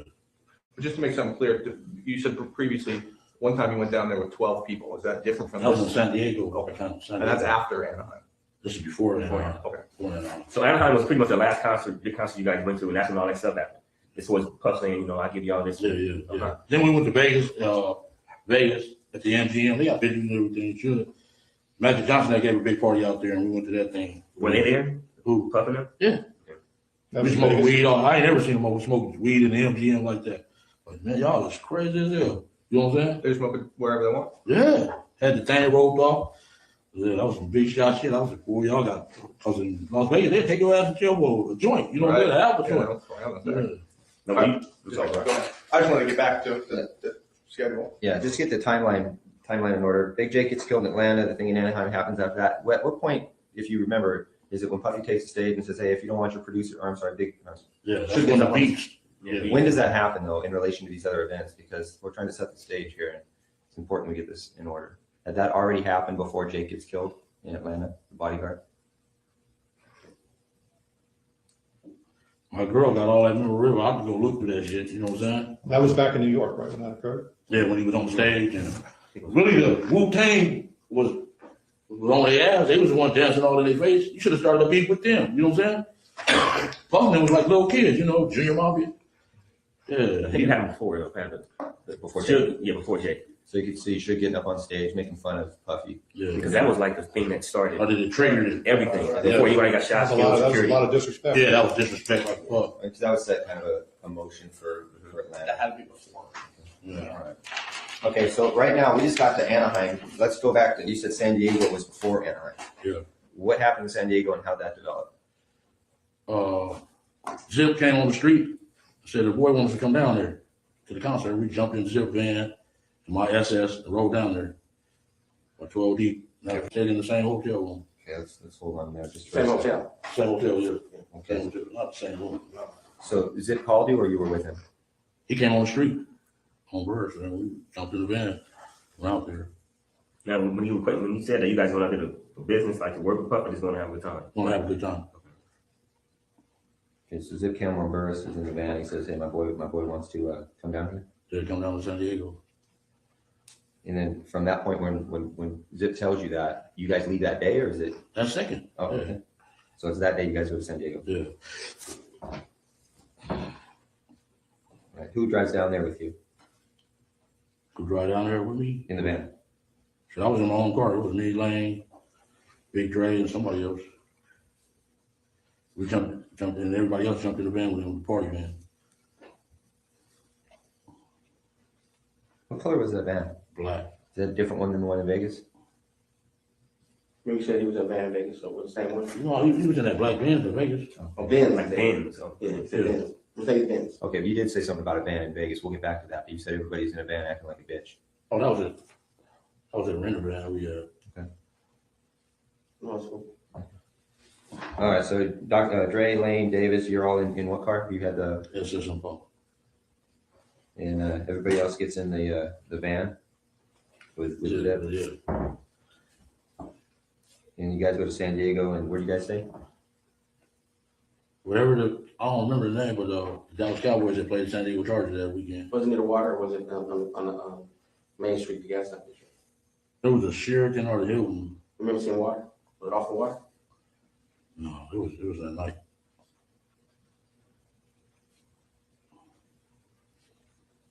That'd be a nice place. Cowboys are staying there. Yeah, that was my team. Yeah. Well, that should be. There was a lot of girls doing groupie business. Yeah. Okay, so you and Zip and the rest of the crew down there. You run into Puffy at the hotel or at the concert? We ran into him at the concert, then we went to the hotel after the concert.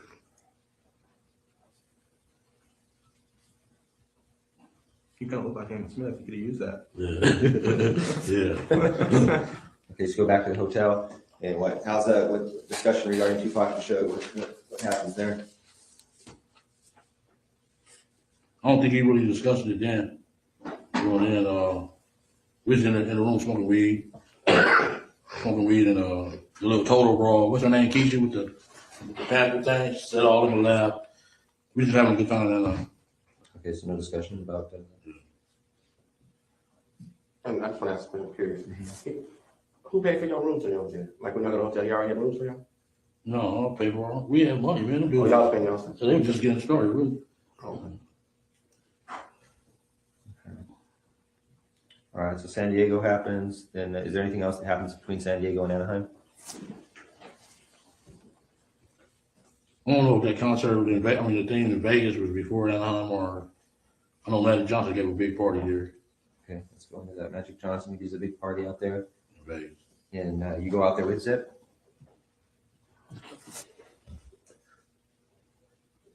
We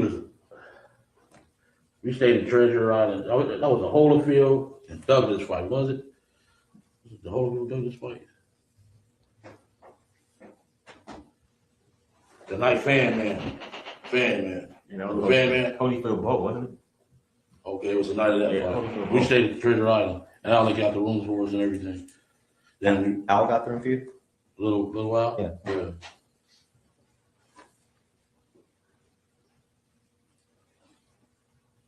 Then we went and met him at the MGM, him, Zip, and Biggie, all of them was there. What's Lance. I'm sorry. What's the first time you met Biggie? First time I met Biggie was in San Diego. The San Diego concert and everything? Yeah. He was in the room with y'all or whatever? Yeah, smoking weed. Yeah. That's the first time all y'all met him? Yeah. Good question. Break and then All right, play I was- second half. You read my mind. I was going to do it at about 3 o'clock, so you beat me to it. We're going to take a recess at this time. During the recess, you are admonished not to talk or converse amongst yourselves or with anyone else on any subject connected to the trial, or read, watch, or listen to any report or commentary on the trial of any person connected with this case by any medium of information, including without limitation, newspaper, television, internet, radio, or form or express any opinion on any subject connected with the trial until it is submitted to you. We'll have you guys back here at 3:15. Please rise for the jury, everyone.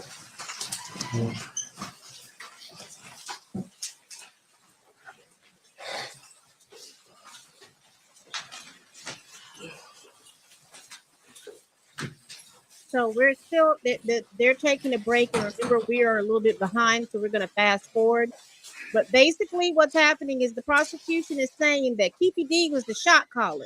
And he had the connection. For the record, the jury has exited the room. Will be in The recess. clout, the means, and the motives, and the opportunity to commit the murder of Tupac Shakur. And so we've listened to a recording back, I think the first day. I think that recording was back in 97 or 90, whenever Christopher Wallace was pruned from the timeline, aka the Notorious B.I.G. We listened to the officers interview him in connection with that.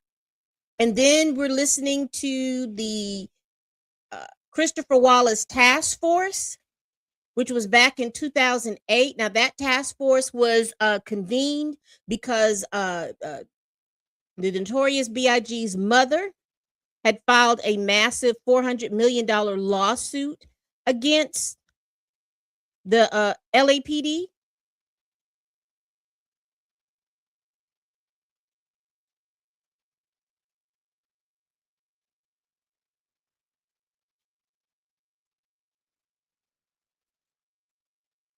against the LAPD.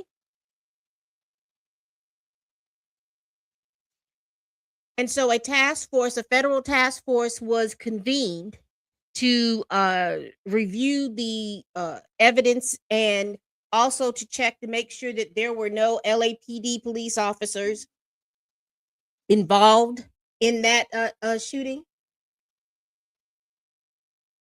And part of that task force, they decided that they were going to start at when Tupac Shakur was murdered. So they're asking Keffe D about this information. So he's given information at the 97, I believe it was. He gave the information back in 97. And then 10 years later in 2000, well, it's longer than 97. Yeah. 10 years later in 2008, when the task force was convened, he is talking to the officers there.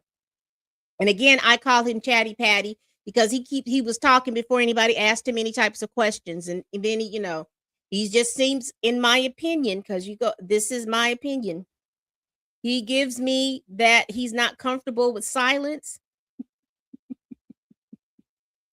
And my opinion is, since he's not comfortable with silence, he just keeps talking and keeps talking and keeps talking. And so you hear him talking about a little bit about what went on. But as far as the prosecution is concerned, I feel like they are pulling the evidence that, hey, Keffe D was a shot caller. I keep saying that because it's always, hearing that word is always funny to me. But he was high ups. He was they had Devontae Lee to come in and say, hey, he was a hustler. He wasn't involved in any violence, but everyone knew he hustled, everyone knew he sold drugs, everyone knew he had the money, everyone knew he was where everybody wanted to be. He talked about in this video about the fights that he went to, about the parties. He was name dropping Christopher Wallace, Magic Johnson, other people. He was just name dropping all the places. So the prosecution wants you to understand that he was out here. He was everywhere. He was even with Suge Knight in them. In other words, he knew the movers and shakers back in the day. He was part of the moving and shaking back in the day. If you go back to the proffer agreement that we went over yesterday, it said it in there. They had a complete timeline. He talked about all the people who he had connections with. He talked about the Compton Police Department. He talked about the police officers. So he was someone who was in the know. And they're saying because he had that type of influence,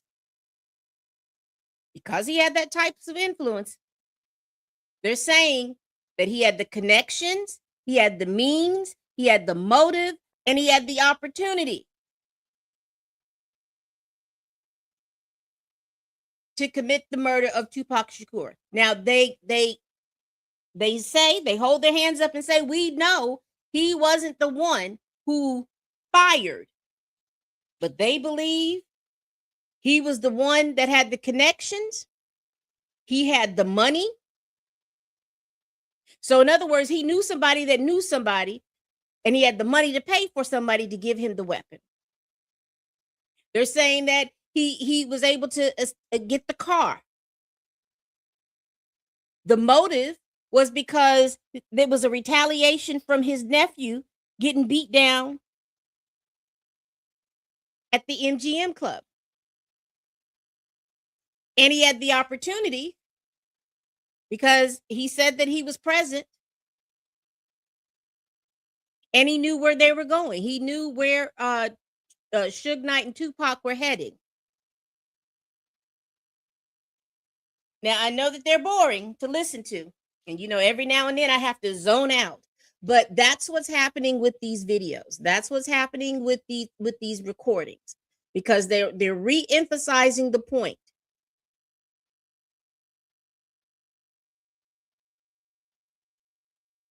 And also because he's a chatty patty. And because they say he said so. Now, the defense is going to come back and say, what's the corroboration? You've had at least 3 or 4 different, you've had at least, let's go back and look from the first day to now. Let me do this. Let me share my screen.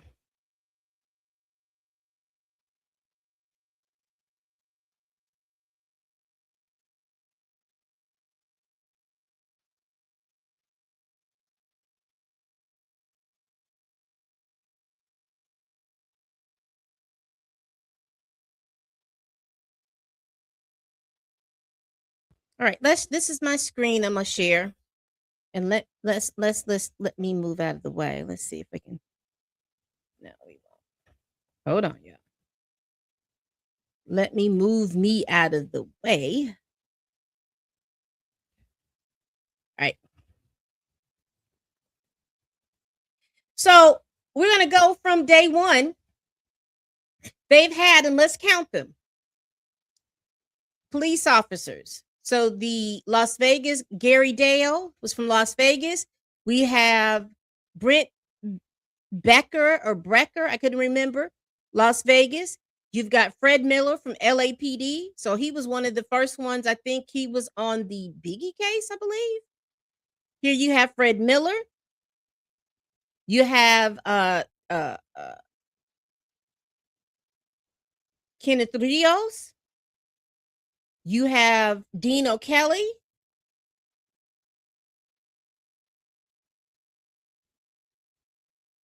You have Wade Lee, who was a special agent with the FBI.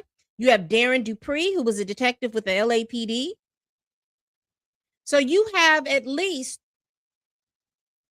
3 sets of officers. Now I'm just speaking as if I'm the defense. You have 3 sets of officers that are investigating this case. He said the same things. What makes today different from yesterday? What, because he wrote a book? Well, he wrote a book from the information that he has been giving for the past 3 decades. If the information was as solid and the police investigation was as thorough, why wasn't he arrested in 2008? Why wasn't he, because he wrote the book in 2019. Keffe D wrote the book in 2019. Why wasn't he arrested then?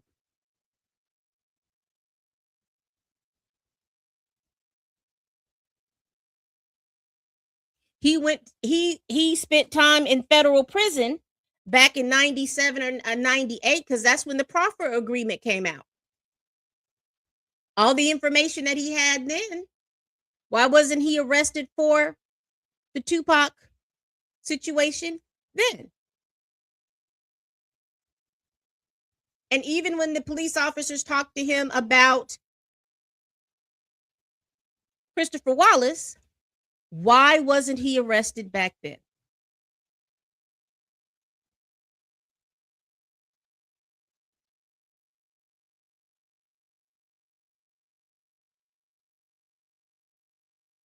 And we're back. Hold on, let me get back up. Okay. Well, from the state or from my perspective, because I did send it out.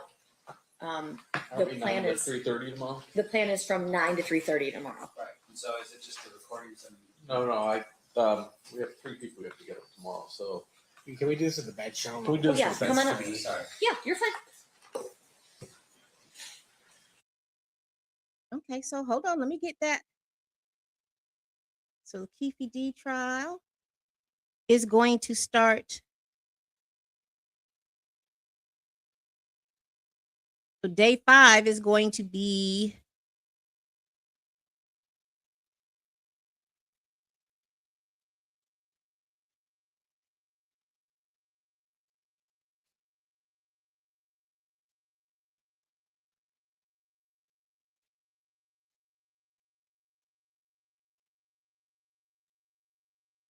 All right.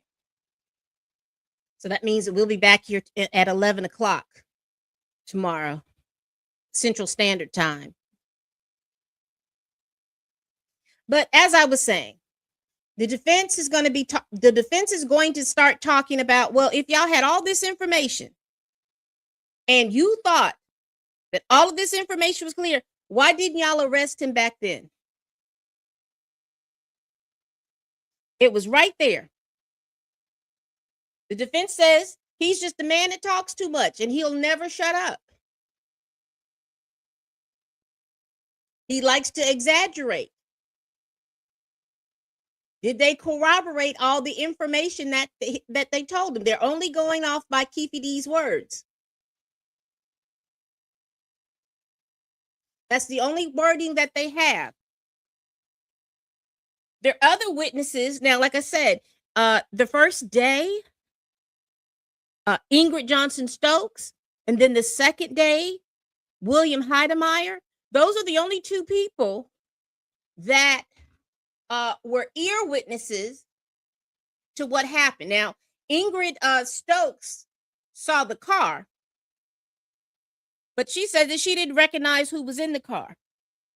Mr. Heidemann said that he recognized, he saw one of the shooters that was standing out with the gun relaxed by his side, and he had on a white shirt. His vantage point was in a car from a car park. Car park.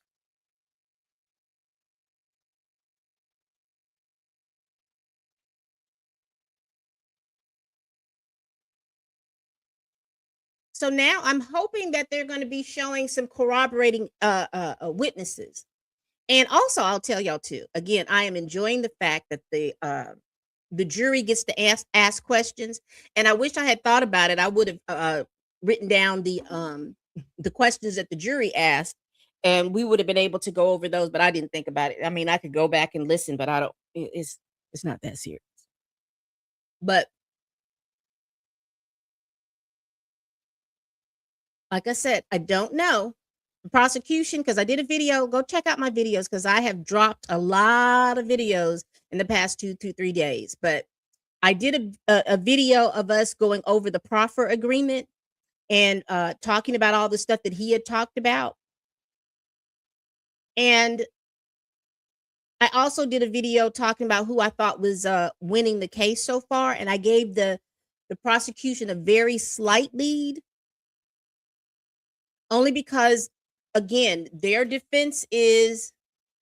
prosecution is saying that they believe Keffe D is a shot caller. He has the connections. And so far, with his own words, he has talked about the connections that he has through his business of being a pharmaceutical agent, an illegal pharmaceutical agent. He had the means from the profits from being an illegal pharmaceutical agent. They're saying that looks like we've got our scheduling issues kind of ironed out a little bit. He had so at this point, I think we're ready to bring in the jury unless anyone objects. That he had the motive because his nephew got beat down in the MGM, and he had the opportunity because they said he was in town. Hearing nothing, let's bring him in. Jury. So we will see. Hey, Blue. What's up? And thank you for the 20 jewels. I appreciate it.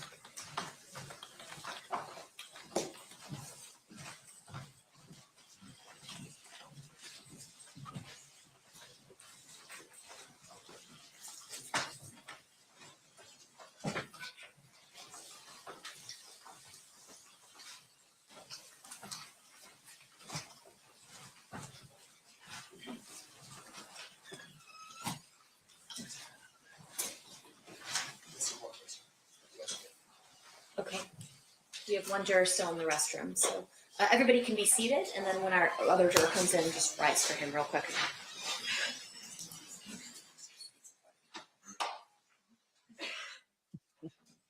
Judge has her term, and the defense has his Brazilian blowout. His 12-inch bust down.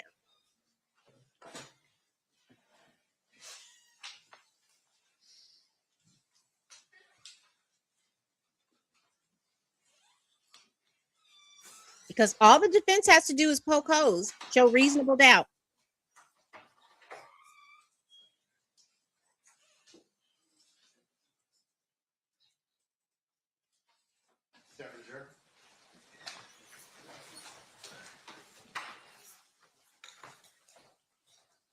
So the party stipulate to the presence of the jury. Yes, Your Honor. You may be seated. All right, it looks like we're still in playing Exhibit 117. State, you may resume at this time. Thank you. Okay, so no, Bureau got you guys the rooms at Treasure Island? Yeah. Okay, and it's Magic Johnson party you guys to go to at the Holyfield fight, and you remember it, who's fan? Family guy came down in the ring. Remember? Oh, yeah. Yeah. It's in the ring, got beat down. Yeah, they beat his ass. Rock, Newman them beat him up. They beat him down. Ooh, boy. It sucks to be in here. Just playing a joke or something. Oh, man. Just threw off their rhythm, man. They was ready to go, and this is going to come. It's either him, it was either him or Buster Douglas. When Buster Douglas lost to who? I think that was Bo Holyfield, because it was a big fight. And I remember Rock was Bo's trainer. Yeah. So, I'm pretty sure, we'll check on it. But I was with my other girl. And we all went down to the MGM with our bottles. After the fight? After the fight, yeah. Was it Buster Douglas and Holyfield? Was it that fight? We'll figure that out. We're not that detail's not important. So you went to the MGM after the fight, and whose room's there? No, we just met in the lobby by the bar area. And boom, he like, Magic giving the party. We all stormed over there. that's what Puff said. Matt's giving the party. Then Yeah, let's go over here. And Big was there too? Big was there. Lance, all them dudes was there. So Puff and Lance were together too? I mean, they were in the same crew. I know they ran together, but anyway, go on. That's all right. And that's when they was about to fight. Lance and Puff Okay. got in each other's face. His little gay ass. Because he had the money. Yeah. Was D-Mac there too all the time? I don't think he was at this one. I don't think he was there. Okay. Okay, so Puffy then, okay, so you go to the party, and then is there an opportunity where you guys talk with Zip and Puffy again about Tupac and Suge? I know he said it at that room in Anaheim and a couple of times at Greenbacks. Okay. Yeah. Okay, so I'll just put you don't recall. Excuse me. Yeah, and when D-Mac told me that Zip got the money, oh, man. Okay, hold on. When we get to that, Yeah. that's a good point. We got to work our way out. Okay, so this, you remember when that fight was as far as dates? Now we're getting into what, are we in 96 yet? No. We're still like 94, 95, right? 94, early 95. Oh, yeah, when that fight happened.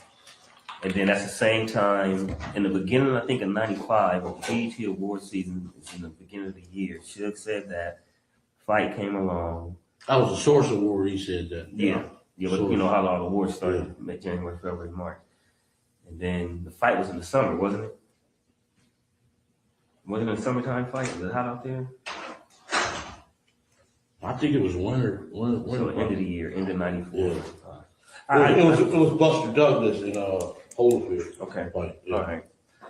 Okay, so discussions regarding, I'll give you anything you guys want to take care of those guys. That's like a year and a half, 2 years before it ever actually happens. Maybe about a year.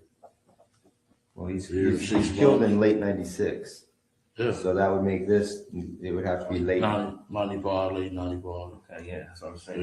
Yeah. Goes towards early in the year, Yeah, beat yeah. starts, Yeah. comes all the way around, summer go through. Yeah. Okay. Concerts. Tell us what what happened that made it something other than just him frustrated and boasting? Man, I'll give you guys anything. I mean, what made it a specific, like, hey, I'm serious. I want you guys to kill these guys? I mean, When he told me the greenback. How'd that go? Like, what was the conversation? And who's he? Who? Puff said. Yeah. Okay. This is specifically at greenbacks, right? Yeah. How's it go? How's the conversation go? I mean, okay, listen, I'll do it, but I need $500,000, or you know, I've got somebody who will do it, but I need 300. I mean, we need really specific details regarding that. Yeah, we wanted $1 million. All right, so you meet him at Greenbacks for lunch or dinner or what? This was dinner. Okay. Who else was there? Shit, all of us, Corey, everybody. And everybody's listening to this Our little conversation? Huh? Everybody's hearing this conversation between you and Puff? What are you talking about? Talking to me. We had went downstairs. Cause when we got there, we was laughing at him. Cause he was with this broad that sucked dick. That sucked every dick in there. He all hugged up, kissing with her. We was laughing like a woman. Like, man, what you laughing at, dog? Man, don't just come out here getting any broad, dog. You know? I took him downstairs and he's like, man, I gotta get rid of them dudes, man. It's gonna be a problem. Is Zip there with you? Yeah, Zip was at that conversation. No, you weren't at the conversation. It was just me and him. So he tells you seriously, man, I need to get rid of these guys. And he's looking at you in the eyes and he's like scared. Yeah. He's scary, dude. Still is, huh? Yeah. Now, when he asked about it, he always said both of them. When he said should mostly, or he just always talking both of them. That when he had his boy on after he made the record. But before that, it was just should. Yeah. And then after Hit 'Em Up came out. Yeah, that pissed them off. So he's like, kill both of them. Yeah. So there's got to be two separate conversations then. Yeah. 3 and 4. Or yeah. So was Anaheim was just about Suge? Anaheim was about both of them. Okay. Anaheim was about both of them.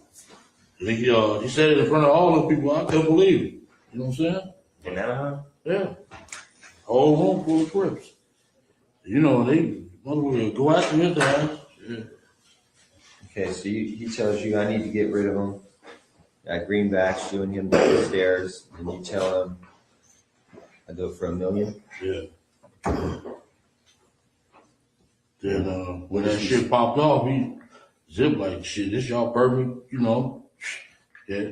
I'm like, man, we ain't got no pistols. He came over with pistols. Okay, so he says, you tell him we'll do it for $1 million, and he's like, okay, I'll do it for $1 million. Yeah. He agrees. You shake on it or something like that.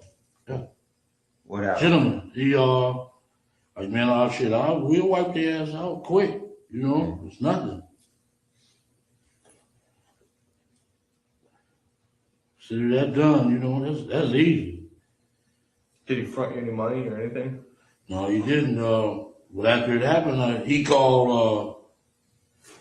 What's the name? Zip. Is that us? That's us. And the broad was even calling Faith. Yeah, that's us. You know. She wanted it done too? She was calling Zip. Is that us? That's us. I'm like, yeah, that was us. Was Keffe? I'm sorry. Was Biggie ever involved in any of these conversations about hitting Tupac? Okay, it was always just Puff and Zip. Yeah. You think he knew about it, or he was just like, whatever, he's doing his own thing? He was like doing his own thing. Lance kind of kept him kind of out the window. Yeah. So this is all Puffy's doing. Yeah. Puffy was scared of the dude. Period.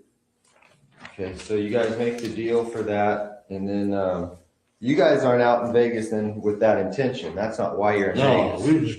we've been going to the fight since Pat days, you know, the 80s. So y'all geared up to go to Vegas, and y'all was going anyway, not even knowing who else was going to be down there. Not knowing if Pac and shit was going to be down there. We ain't got no pistol.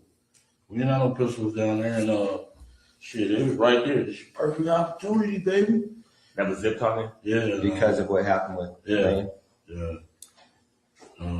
Y'all see the surveillance I got in the car with him, in the Benz.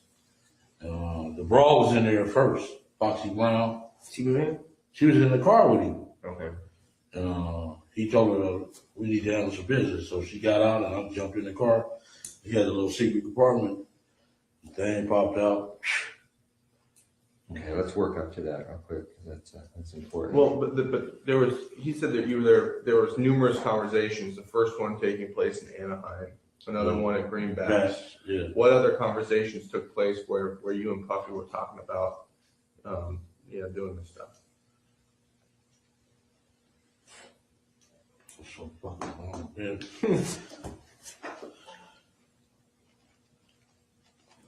So just to jog your memory, you're down in Anaheim.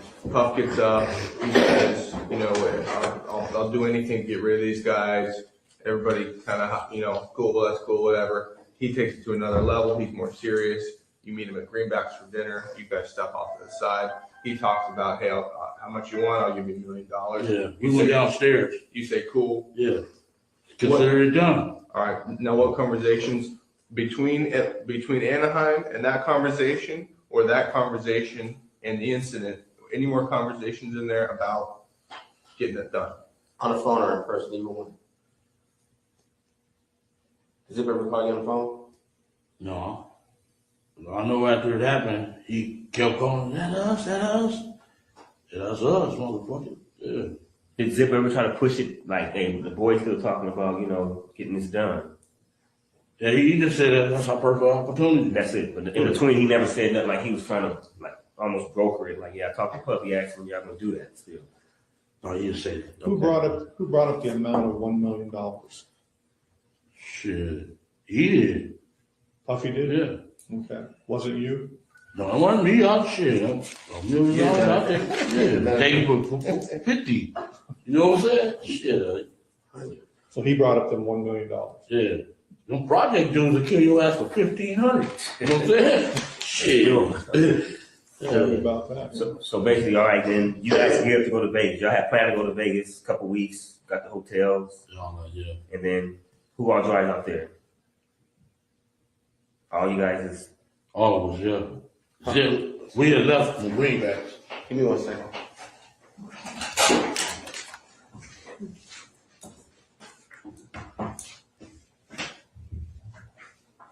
No.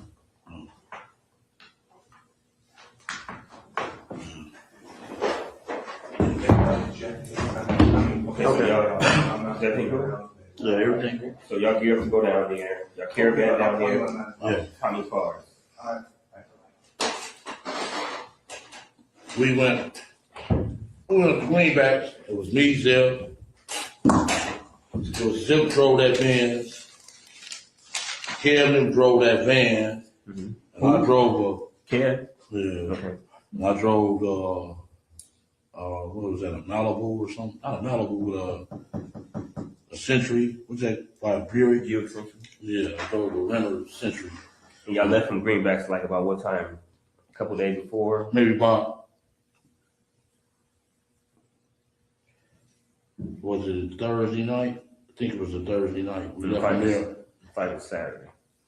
Okay, it was probably Friday we left. Friday evening when Zip looked like he got picked up by a helicopter as fast as he got there to us, so once we got there, started kicking it, partying and all that old shit. Y'all stayed at the Monte Carlo? Yeah. Okay. And who got the rooms for y'all at the Monte Carlo? My wife, it was on my wife then. Okay. Y'all pay for them? They had comps. Lane had comps at MG, not the MGM, but Excalibur. Because of gambling. Yeah. I'm sorry, Greg. No, that's right. I got thrown off track for something. We were in Greenbacks. They have the discussion, everything. How long before you guys go to Vegas is that? I think this is another time at Greenbacks or the same time that Puffy said y'all. This is different time. That's our headquarters. We meet there. Okay. Every time they come out, we meet. So Puffy had said they agreed to the $1 million, and then that Friday before they were going to Vegas, they met at Greenbacks and Zip. They caravan from there on that Thursday, that Friday night. Okay, so there's another incident. You guys meet at Greenbacks. That's when we go to the fight in the September '96. Okay. And you leave from Greenbacks to go to Vegas. Yeah.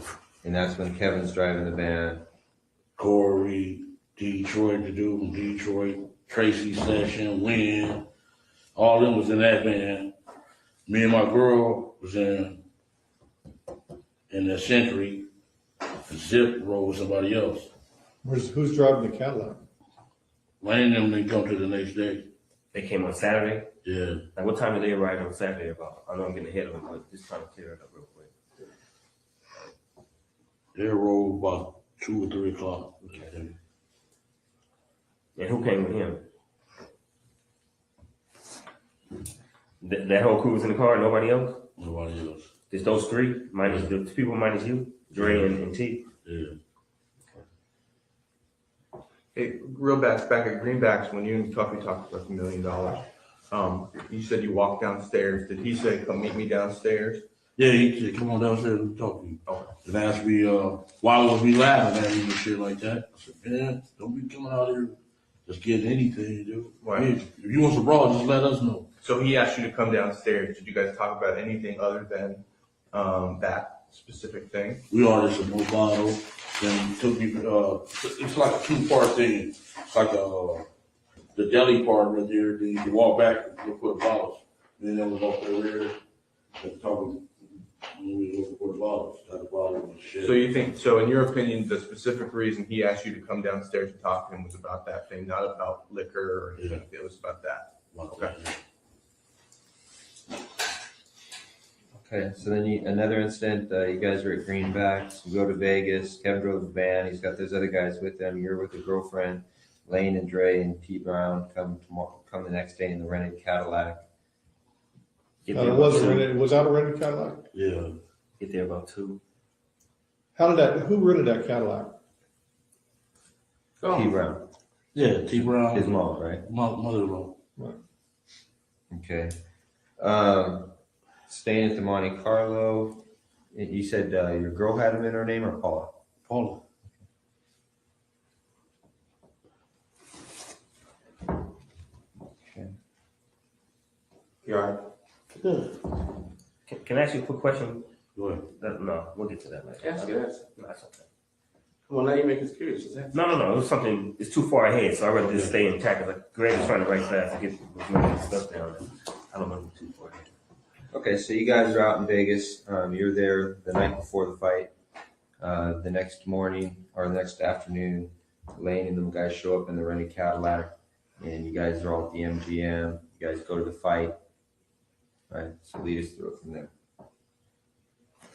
Okay, you meet Zip out there.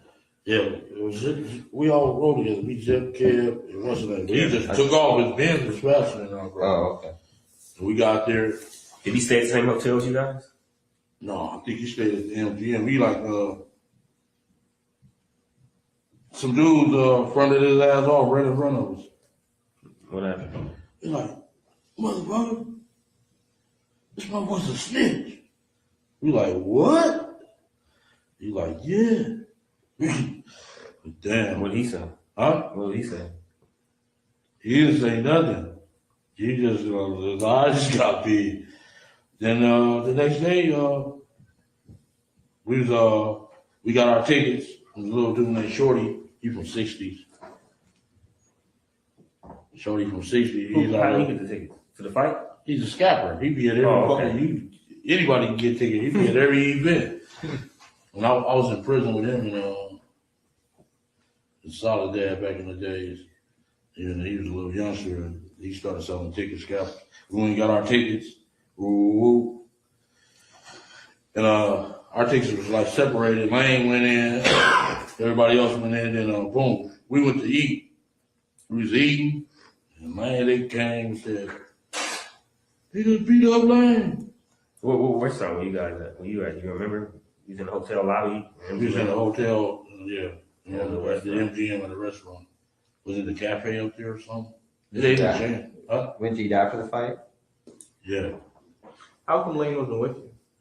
Because we, the scappers had different locations on the tickets. You couldn't get them all in one place. So you got separated. He went his way after the fight. Yeah. And he got caught up over there. Yeah, we was ordering our food, and they like, yeah, Lane just got beat up.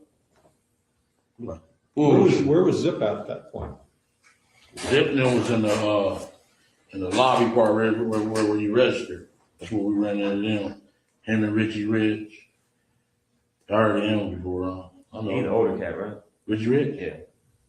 Nah, he probably like 43. New Yorker? Yeah. Yeah. Is there a redheaded dude there?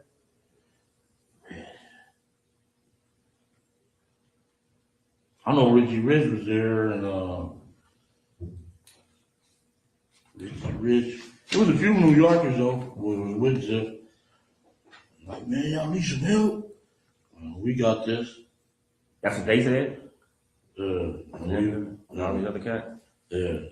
Well, how come everybody else was at the restaurant with you? Everybody knew to go to the restaurant, but Lane was on his own by the doors. Yeah. Well, why? Something's missing. Why is he at the doors and everybody else is at the restaurant? We all went. He was supposed to come to the restaurant too. He just forgot or something. They seen his mother and beat him up. He couldn't get there. Yeah. Okay. But on the surveillance, it seems like he's standing there He's just waiting. hanging out. He's hanging out. Like he wasn't on his way nowhere, walking. Y'all seen us at the restaurant? Well, yeah, they got video cameras all over them. But him, he wasn't. He was. Y'all seen me? He's like posted up. It looked like he was looking at them when they walked by. Yeah. Well, like he's waiting for him, you think? I mean, I don't know. Well, he wasn't waiting for him. That's what we're asking you. A lot of this, You know, we be after the girls, man. Yeah, but it seems like so you guys get your tickets from Shorty, you give them out. All right, we can't sit together, so let's all meet at this restaurant afterwards. All right, everybody bolts after the fight. Everybody comes back to the restaurant except Lane. Lane's standing by the doors. Why is Lane standing by the doors and everybody else is on board, knowing to go to the restaurant? I don't know what his thoughts was. Okay. Okay. But before that, before the fight, before Lando had, the beat down or whatever you want to call it, no beef with nobody as far as them. You guys even see Suge in them at all? Yes. Didn't see him, didn't nothing? Yeah. Nobody said they hear, them dudes here, nothing like that. Nothing. And then, okay. See, it would seem to me that Lane may be working his way over to the restaurant where he's trying to find you guys, but then he sees them. He knows automatically he's going to have beef with them just because of the mall incident. Yeah. So he may be just trying to Post it up, trying to wait for you guys to pass. Oh, I'm sorry. Yeah, he probably looking for us. Yeah, you're right. That would make some sense. Yeah. Yeah. He just got separated. Okay. So he. Y'all seen us at the restaurant? No, the film, Shit, Darren was the waiter. Y'all see me and him getting I can't believe you don't remember seeing me at the house on Compton and Bay, all that, man. I can't believe it, man. This task force has been around a long time. I can't believe you don't remember seeing me, man. I shook your hand a couple times. I'm like, what's up, man? What's up? And kept moving like you knew me. And I'm like, what's up, man? How you doing? But you was just KD, so. Shady, man. So dope. Anyway.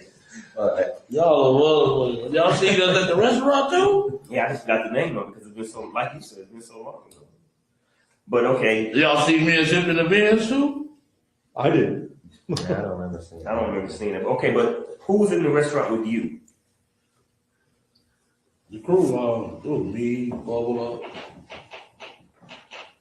all of us. Kev. Was Debbie and them hanging out with y'all at that time? No. The Vegas dudes? No, they wasn't. They knew nothing about this. Nothing about this. Y'all didn't hook with them at all. Nobody, Qatar, Carol, KC, whatever his name is. None of them dudes. Y'all didn't hook up with none of them from We Vegas. seen KC down there. Okay. We see Doug or the other boy, Chin. Okay. Huh? Damn. T.I. Yeah. He just got a like 5 ago. Okay, so Richie Rich and Zipper in the lobbies with some other New Yorkers. You guys read, blah, blah, blah. Lane gets into a fight. And then Zip and his boys are like, y'all need any help? The East Coast asked us first. And my boy. Who? And one of my Paramount, man. Oh. And Oh, Anthony? Anthony Trent. Yeah. He was out there? yeah, he asked us, y'all need some help? We like, no, we good. Did Treggs hear any of the conversations between you and Puffy? Was he there for anything? Who? Treggs. And. And. And? Yeah, the one you talking about right now. No, he didn't. Did he? Your Cadillac? The Cadillac. Yeah, the one. Yeah. Yeah. Was he there for any of the other conversations or anything? No, the like Cadillac was Reed. That's true. Oh, that's Trevor, yeah. The other one was. And it was the other dude that came with the other car. That's right. The other one. that. We seen him first. He like, he jumped on lane. Ooh, what's up? Y'all need us? We like, no, we cool. Then we ran into Zip them in the lobby. That was the light-skinned kid that stopped us and talked to us at. When y'all was watching, he stopped us and talked to us. And we met Zip them in the lobby. We went all out to the parking lot to get the cars. Okay, let's stop right there. The whole crew? Yeah.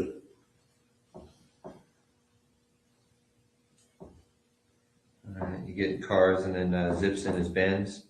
Yeah. And who's in there, Foxy Brown? Yeah. And does she get out, or he tells her to get out, or what? Yeah, he told me to get the handle something. But he told me in the lobby that he had some jimmies. Some what? Had a jimmy.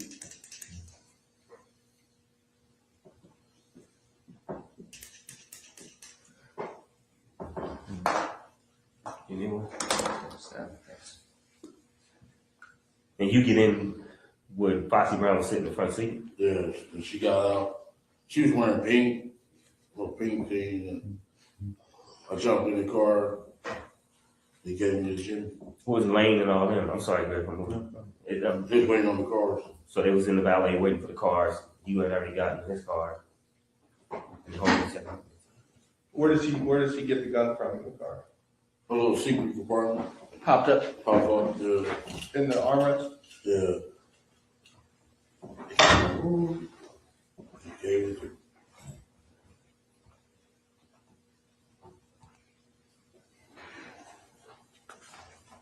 Was it a Glock? Yeah. 40? Yeah. And I ain't ever told nobody that story. Doesn't it feel good, man? Get it off your chest. It's been weighing you down, man, over 20 years. I don't know who. Can I ask you one question though? Oprah's gonna be like, Mr. Davis, we really appreciate it. And then you give me like to read my book. Hey, I just want to ask one thing though. One thing. Y'all heard that story before though. Before I told you. Not that part? No, never heard that part before. I haven't. About Zip? I knew about Zip. You know about Zip. Gave the gun? We done that. Yeah, but not about the pop-up thing. Pop-up. No particular things in between. But we're on track. I'm just saying y'all knew. We knew Zip had given the gun, but we didn't know that you went to his car to get it, so. Stuff like that. Let me tell you. This dude punked me though that morning in the garage though. I ain't gonna lie. He got me good, dog. I ain't gonna lie. You gotta pray me good. He good. He like, that's some shit gonna break your heart. Gonna break you to your knees. That's what Bob. That's what got me, dog. Other than that, I would have went out hard. I'm gonna lose my house. Fuck them. You know what I'm saying? Yeah, but that got me though, dog. He said, "Some shit gonna break your heart. Gonna break you to your knees." I already knew what it was. Oh, they got me, dog. I gotta write that one down, man. Put that in the book. Some shit gonna break your heart. Gonna break you down to your knees. Keep See, he can deliver. I'd be like this. I got some shit that's gonna break her. It wouldn't just sound right. You got me on that, dog. Other than that, I was like, fuck, y'all. I'm going in, man. I know I am you. I know how you think. I'm from the same place you from. Oh, so I know kind of what to Where say. you from? You from the We neighborhood? won't need to talk about it. You don't even want to know. You feel proper, man. You know what? That's about education a little bit. Yeah. So proper now. You got me on that one, dog. Then I said, break my heart then. And I thought about it all over that week. I said, oh, they got me, dog. They gonna give me the death penalty. Yeah, man. Yeah. It's a little stretch, man. Yeah, it's been a stretch. But okay, but we agree. Okay, so we get the gun out of the armrest. Zip gives you the gun. It's a 40. I assume you check it, loaded. You get your own ammo. How's that happen? It's already loaded. Or It's already loaded. You just put one up. Okay, where do you go to? What do you tell Zip right then? What's that? Do you tell Zip, hey, we're gonna go handle this shit or whatever? Yeah, they act like, y'all want us to come? We like, we know where them motherfuckers at. They was telling us that they gonna be at the 662 Club. Who was saying that? Everybody. Everybody out there? Yeah, everybody. They give us a concert. Well, how do you know that Zip's got a gun? Did she tell He you? told us in the lobby when I met him in the lobby. I got one. Did you ask him? Do you have one, or it just tells you, okay, I got Yeah, one? that's when they asked to do, we need some help. I got some gym. I'm like, yeah, okay, cool. All But only one gave you. Yeah. And so KC went to go get some guns, but he never did get back with us. So it was a lot of people out there and asking you guys, Southsiders or Lando, like and who else? Just the East Coasters asked us first, the East Coast Crips. Then the New Yorkers asked us. That's it. Okay. We like, we don't need help. We good. Yeah. Okay. Then you get the heat. You get out of the car with Zip after everything. What do you say to him? Like, man, we're gonna handle this. Like, great. Yeah, we're gonna go after. He's like, yeah, it's your perfect time. You know. Okay. Then you jump out of the car, and then what happens? I got in the van with the busters. You know what I'm saying? Who's in the van? Where do you put the gun? What do you do? Put it in my thing. Yeah. Yeah. Okay, so Keffe, you get in the van with who? Corey, Wynn, Kev, Wynn cousin Tracy Sessions, and some dude from Detroit. And they was, Lane and said they had a gun up under the hood. In the rental car? Yeah, they put one up under the hood. So, okay, that's cool. So we go to the 626. I'm sorry, real quick though. Lane's in the van too at that time or no? No, they're in the Cadillac. Okay, so Lane in Cadillac with T Brown and Dre. Yeah. You know who's driving then? You drove off from the hotel. T-Brown. T-Brown was driving still. Yeah. And y'all go with the van. This is 2 cars. Go to 662. Yeah, the van and the Cadillac. Go to 662. Yeah. I'm sorry, go ahead, Greg. So when you guys leave the motel after you get the gun from Zip, you guys never go back to your rooms to discuss anything or anything at all. You go from the MGM, or I'm sorry, from the MGM out on the hunt for these guys. You guys never go back. We would drop the girls off. Me and Lane did. In at what point? Before you met with Zip or after you met with Zip? That's a long time. I know I gave Paula money to go gamble and rush. I don't know what rush. That was Lane's girlfriend, Rashid, or whatever. Yeah. Rashida. Yeah. I know I gave Paula the money to gamble on, but yeah, then we went looking for him. Just the 2 girls that you got. That's what you saying. You said the girls. Just those 2 girls, or just a lot of girls who were out there. Just Rashina and Paula. There was a few girls out there. Okay, with them, their whole crew. Yeah, their crew. Okay. I gave her money to go gamble. Boom. We get in the car. We get in the fucking van. Go up to the 626 club. And Corey, they gonna kill us, dog. You know that motherfucker. Got the police killing motherfuckers and all that. Man, you crazy. And fuck, dude, I know dude since we played fucking football. He's a bitch. They got you scared. Did you get in the van in the valet area of the MGM? Yeah. Okay. Who was driving that van? You probably already answered. It was either Kev or Corey. Okay. And when we went up to the 626 club, they didn't show up. We waited about 15, 20 minutes. They didn't show up. So they was like, let's go get some liquor. We stopped at the liquor store. I got out the van with their ass and jumped in the Cadillac. Them motherfuckers busted. They scared. Where was the liquor store at? What's that street? It's a highway. What's that big highway there? Las Vegas Boulevard? No, not that one. It's east of it. Oh, man. Highway. What's the one that runs behind all the hotels? We went to Craig.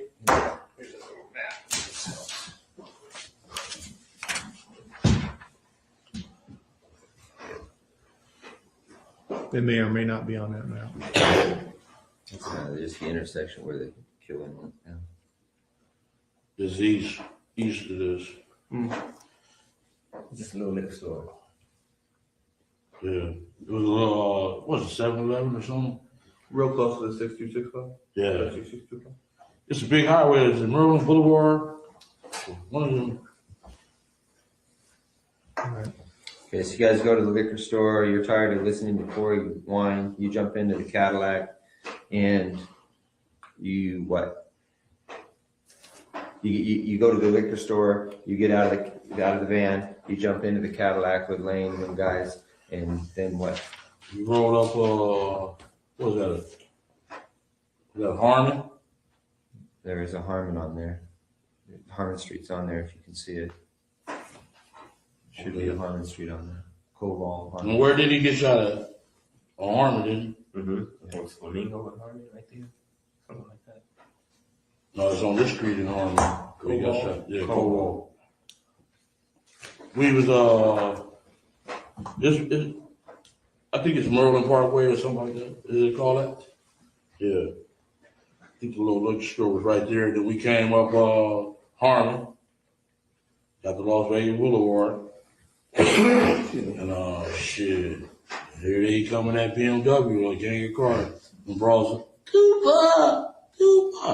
And we like, there they go. Made the U-turn. We wasn't supposed to make it. Just wanted the U-turn. And they was in the middle lane. And we just pulled up on the side and checked every car to see where they was. So what directed your attention to him was some girl shouting at Tupac? Tupac. He gave himself away. Otherwise, they would have got away. He all hang out. You know how he do. Oh, they go finish. Yeah, we got him. You did a U-turn, so then you pull alongside of it. You guys are in the car. Have you already handed Lane the gun at this point, or at what point do you hand him the gun? I thought he was gonna pull on my side. You know, that's my little nephew. I'm gonna look out for him. You know, and he pulled on his side. So you were fitting to blast if you had to, or you were just? Yeah, if we would have been on my side, I would have blasted. Okay. So you hand the gun to the back seat. Yeah. You can hear Lane. I gave it to Dre, and Dre was like, no. And Lane's like, give it to Pop. Now, when you first talked to you a few weeks ago, you did say that Orlando was behind the driver. Is that right? No, Orlando was behind me. Okay. Dre was behind the driver. Okay. So when you passed the gun, you passed it to Dre? Yeah. Okay. He was the closest to him. He you know. He didn't want no part of it? Yeah, he was scary. All right. I know he would be scary, but when I got out of jail, they said he was a bad motherfucker. Dre? Yeah, I'm like, is that right? He used to feign all that shit. All that shit. Oh, what we gonna do? Could be Duke had his girlfriend like to kill him. Huh? His girlfriend killed him, didn't she? No. I think you're. No, she did. He just had a sinus problem. Okay, so Lane, so you guys pull up alongside. This is essentially, I think, what.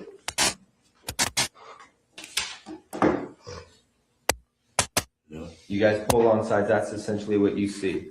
Yeah. So you had but he had the window down. Oh, was it tinted or no? Or No, he had the window up. Okay. So he wasn't out yelling at the girls at that time? No, he was there, rolled back up the window when he went on the street. Okay, Lane starts blasting. You say Suge looks over, he sees you. Yeah. He looks right at you. Yeah, he looked at me. Okay. Why are you looking right at me? Fucking known each other since we were 7, 8 years old. When he looks over at you, and then, Tupac's busy getting shot. Evidently, the story is Tupac's trying to either get out In of the back seat or something. Yeah, what do you see happening inside of their Jumping car? in. I seen a bullet going Suge head. I thought he was dead. You see his He wasn't head? scraped him or something in the head or something. He a piece of glass went into his neck right here. And he had a thing in his head. He had a little grade on Yeah, it. he got a grade on it. Yeah, I thought he was dead. Okay. So I'm sorry. Did you guys stop the the bowler stop the car and just let him get off? Yeah. Then we made the right. Okay, but he stopped what you said. Why he boom boom boom got off, then took off. And we made the right, and some bras at the sea breeze was following us. Stupid bitches. And we shot their window out, and they stopped. So Tupac's trying to jump in the back seat. And what Suge doing? Just ducking? Ducking. He couldn't really duck because he was too big. Yeah.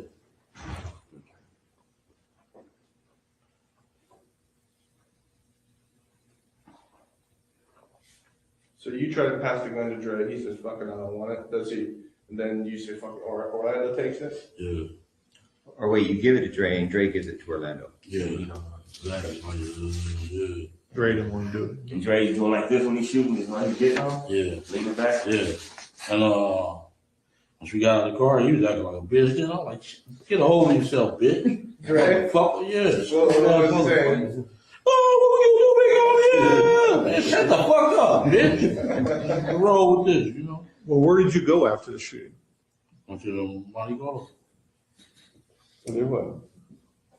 Real Before we get quick. there, yeah. Okay, so the shooting goes down. He's trying to get in the back seat. Suge's ducking out the way. You guys pull off, and followed by Sebring. A sea breeze, some broads. They ain't call y'all or nothing? The broads? I don't know. I'll give you. Hey, come on, man. We're talking over. Man, we're gonna be doing this so many times, man. Sea breeze. It all comes out. Lane starts blasting back on him. Yeah. So he had bullets left. Yeah.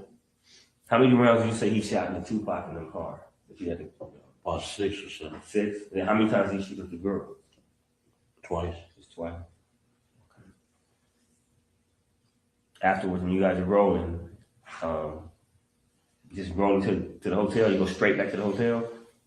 I went to park the car by the carriage house. By the carriage house. Y'all dumped the car and just left it there for. I mean, We left it there at the carriage. It's a parking lot on the opposite side of the carriage house. We left the car there and put the gun on the tire and left. On the tire, front wheel tire, back tire, what? Front tire. And then left. Left. Was there any bullet holes in the car? Because somebody said somebody shot back at you from. No, ain't nobody nothing like shot. that. No, there was never no bullet holes in the car. Never. Okay. Which tire on the front? You're the passenger side of the Passenger side.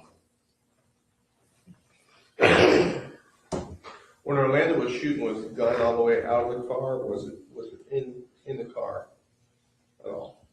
Do you remember? We got the shells out of there, though. Did you? Yeah, we did. On your way to park the car? When you were leaving to go park the car? The next day. Next day. Both up there. So the next day, oh, you didn't go back the next day. We rolled back the next day. The gun was gone. The gun was on the tire. I know. The next day, though. I got in my car was. Well, I was in a rental car. I don't know what they did with that. Other than that. Oh, Keith, man, you just got this gun from Zip. You don't want him implicated in the shooting. Now you've got a loose end because you put the gun out there on the street like that. Could come back to Zip because we don't know, and you don't know at this time whether it's registered to him, his people, whatever. Honestly, that's kind of lame. No, that's how. He don't give a fuck about Zip. Yeah. He just done. At that time. No, he don't think like, you know what I'm saying? He ain't thinking like that. Well, why would you leave a gun? He's not thinking like, y'all thinking intelligent. Car in Las Vegas, Right. and you just killed, they just did a big murder. They're not thinking like that. You want the truth or you want me to tell you a lie? You want me to lie? No, I want the truth. Okay, we left the fucking gun on the tire, dude. That's all. That's all. That's the last time I seen the gun. That's the last time you saw it. Yeah, they don't think like that. You want me to lie? I can throw a We don't get us anywhere. I just can't believe you do that in Compton. What's No, that? that's what they did. They don't think like that. We just left it on the tire. I guess I don't know what T Brown did with it or whatever. What he got? It wasn't our concern. We did what we had to do. Boom. Plus they don't I drove think back they in do my. Me and Lane drove back in the car. Went on home. Immediately after that? No, the next day. So what y'all do At the gym. after y'all left the gun on the tire? Where'd you guys go? We smoke weed and drink. Yeah. Where? At the What? hotel? It's all there. And party. Stay in the room? Yeah. Y'all see the surveillance? I don't know. Okay, the carriage, you guys park it in that parking lot. You walk or does the van come by and you get in the van again? No, we walk. Okay, you walk over to the treasure or the Monte We Carlo. walk right upside that Coca-Cola place. It's a little crosswalk. They go straight to the Monte Carlo. Okay, so you guys go back to your room. And they pulled up in the ambulance while we was standing right there. Take our bullshit. You guys on the street with We on Las Vegas Boulevard at the crosswalk, and they pull up the ambulance right next to us. with him in the car already? Tupac and Suge in the car. And y'all just walked This is by? close. Did they see you? Should see? He couldn't see out there ambulance because he wasn't really hurt. They don't They couldn't care. see. We didn't give a fuck. We They was know right, what I'm they talking about the ambulance was parked right here. Right next to us. That shit was as funny as a bubble. So you guys continue, you party at the Monte Carlo, you go someplace else that night, you get strip club or anything like that? We was at the Monte Carlo. Okay. And y'all four stayed together? Y'all four stayed together?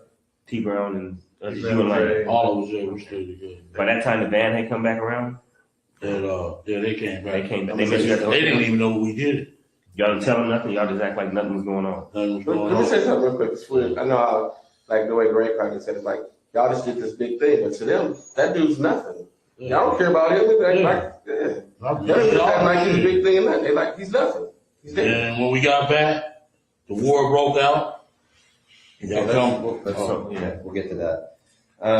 So you guys go back, you just party, drink, smoke. It's not really discussed. Nobody's making a big deal about it. Everyone goes back to their room to go to bed. You talk to the girls about it at all? You tell anybody? I don't know, man. I don't get down like that, man. I ain't tell nobody shit. That's like I tell my nephews them, stop saying that shit. Don't be on that internet and MySpace, man. Don't be saying that shit. They come, till they get that dude or make it every 30 years later. I think someone went to the bathroom. Oh, is that what it is? Oh, no.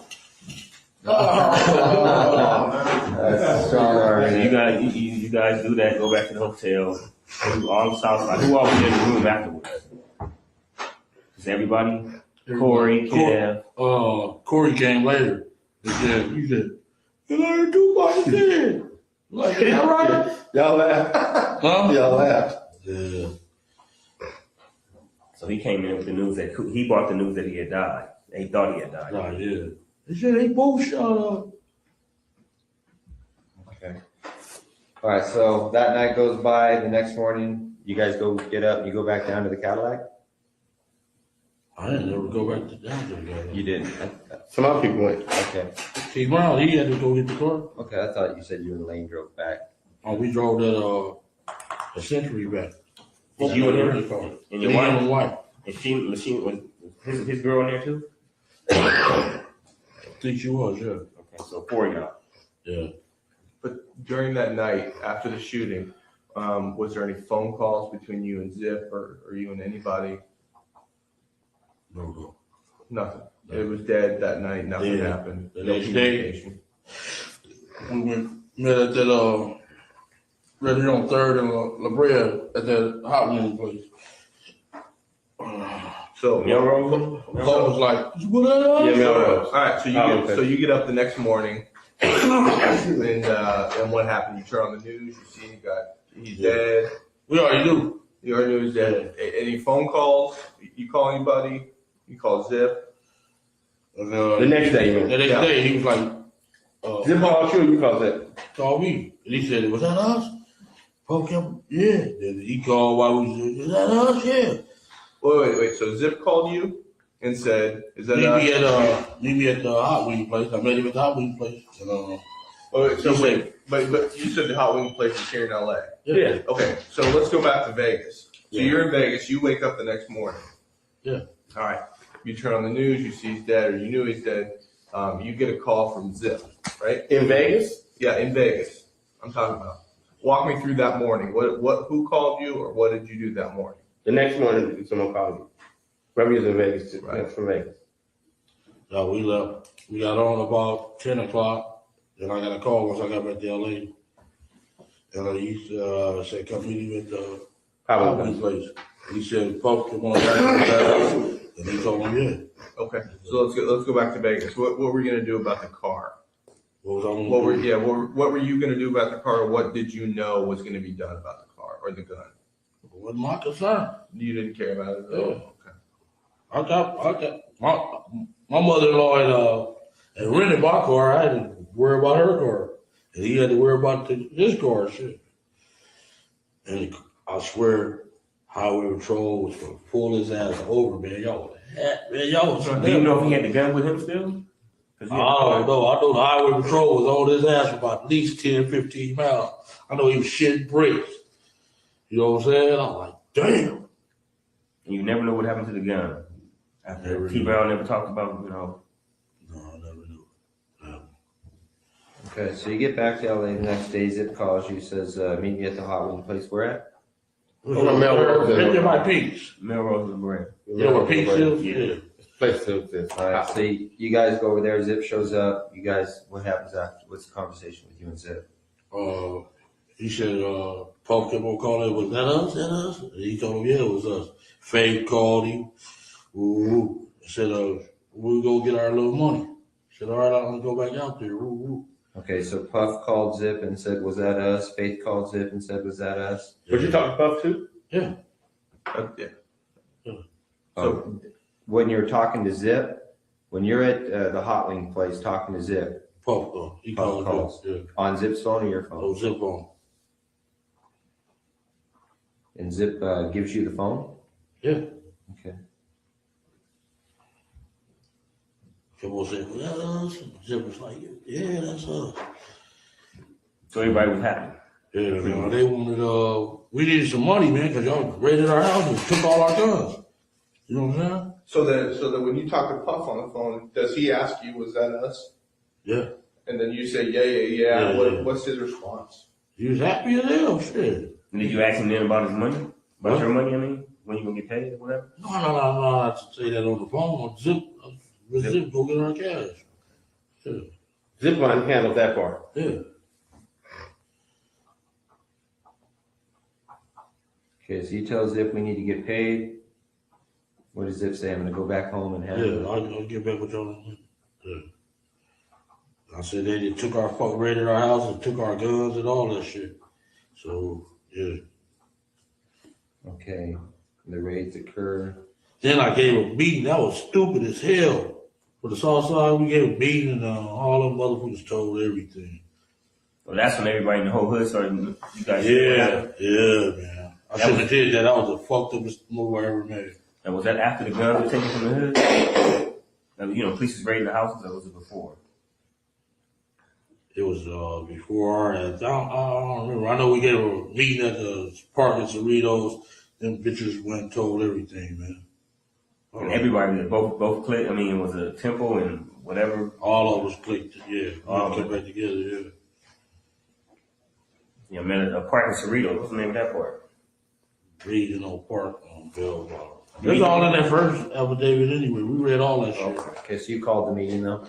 Yeah. Okay. We read that whole affidavit. You know what I'm saying? We know what's up. So you called the meeting to discuss the incident? Yeah. Okay. And then and everybody like, we heard you got your $1 billion, man. We gonna kick in. You gonna get your punk ass out of my face, bitch. You know? Right. All right. So meeting takes place. People are complaining. They want the money. You at some point you reach out again for Zip, or how do you try to get paid? I kept calling his ass. The next time we seen him was where was his ass at? Was he avoiding you? Yeah. We met him at Roxbury. On purpose? You ran into him, or you guys had a call? We had a meeting. Who set that up? I did. So you called Zip, you finally got a hold of him, you told him I love you. He said I'm back out here, meet me at Roxbury. That club on Sunset. Yeah. And they were shooting pool, and them Don Woo Riders ready to beat their ass. Who's they? Zip who up? Zip, D-Mac, who was that? Fleetwood.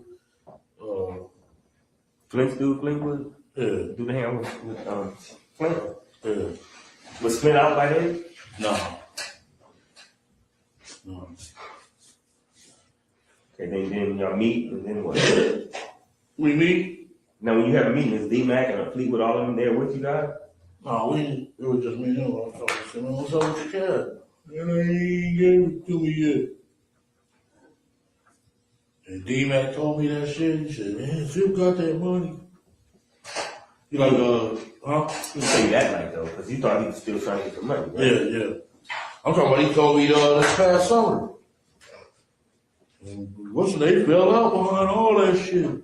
When you guys met at the Roxbury, how long, how much time passes after that after Halloween place? No. After the shooting in Las Vegas, how long is it before you guys meet at the Roxbury? Like months? About a month and a half.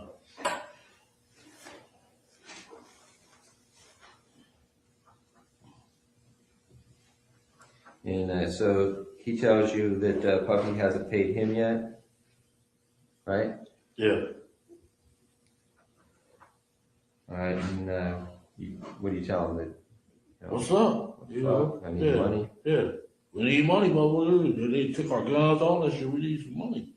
And you want to This motherfucker got millions, more than, And your business shut down. You wasn't doing no business, nothing. Y'all ran like a Colombian out of town, man. I mean, we did. We should have did that shit. We shouldn't even met Puppy. We should have just stayed rolling, man. Y'all was on my ass since '93, though. Gave us a good run. Yeah. Okay, so you at what point do you lose touch with Zip when you just realize you're not going to get paid? At some point, you realize. Once y'all got on our ass, man, that watch shit, I was on our ass, man. Okay. So 96 comes and goes, 97, then you end up you pick up that case. 97, man, y'all, after that shit happened, we couldn't breathe. You know that. Y'all put the heat on our ass like a motherfucker. Okay. And then, so you end up going to prison. Yeah. Since you've been out of prison, have you talked to Zip? Not one time. And then what about Puffy? Not one time. Okay. I tried to call him several times, though. That little daddy out shit. You got messages? Hell yeah. They didn't call back. I think if he would have just gave us half the money, you know what I'm saying? I would stay strong like fuck it. Okay, so a couple months ago, you say you run into D-Mac. And D-Mac's tells you. I like, man, call your boy, because they went to Howard together or something. I like, man, call your boy. He like, man, what's that still, man? What's Zip behind that shit? Zip got that money. I like, what? He like, yeah, man, dude gave Zip the money. Where'd you run into D-Mac at? What street is that? By your boy, the tall guy with the Cadillac truck. What street is that off of? Florence. The blue Cadillac truck, man. Oh. I'm at a lot. The 900 pounds. I don't know. Oh. You got a lot on my mind, just like you, man. No, I was from Topanga. I met him off Topanga at the 76 station. Yeah, Cadillac truck. Anything? Oh, yeah. Huh? No. You know what guy I'm talking about. Dudes, Detroit Pistons. Oh, out there in the valley. That's where you run into Darius. Okay. Let me tell you what he did to me. I'm gonna tell y'all another thing. I know something. Did I tell y'all? On the 40-some thousand. This motherfucker threw the money in the back thing. The motherfucker say, hey, let me talk to you, dog. I went over there and talked to him, and here y'all come. This motherfucker. I'm up on all that shit, dog. I said, this motherfucker got my money cracked. As I was thinking about it. He said, man, let me talk to you. Man, if the police hanging out in front of your house like that, I'm like, yeah. I said, man, that sound like the Fed. He like, yeah. I'm like, yeah. And sure enough, here come the car from by the school, and here come the other one off of Glencoe. The car off the school threw us off. I said, oh, here come the popo. I jumped in the car, and here come that other car. Woo! Ah! Stopped right at me, man. And grabbed him, and he like, man, look at the gun. I'm like, you going to jail, dude. And he like, yeah, dude. Handcuffed his ass, put him in another car, and let him go before us. I said, oh, that motherfucker snitching, man. Tell you, I'm up on all that shit, man. Y'all shit is easy, though. I swear. Yeah, they handcuffed me for it. Huh? There you go with his gun. I said, damn, what he need that for protection from me? That's a cold shit, boy. Well, let's get back to. Okay, you run into D-Mac in the valley a couple months, 3 months ago. Yeah, in like August, summertime. Talking about this year? Yeah. And you tell him, hey, call your boy, call Puffy. Yeah. And he tells you. And Zip got paid. They fell out behind that old shit. Plus, Big got killed. Shit, I better not see his ass. Okay, they fell out behind what? Behind the money. They behind Big got killed 6 months later. I thought y'all had a store. I'm missing something. Yeah. Puffy and Zip fall out, right? Behind him making the payments to Zip. Zip keeping the money. Zip kept the money from us, bro. And he didn't give it to them, and then Big got killed. Yeah, all that. Go ahead, y'all had our back. How do you suppose Puffy found out that that Zip didn't pay you guys? How does Puffy know? I guess he knew. When, I guess. When seen him a couple of times. Yeah. No, he seen the boy, Buck.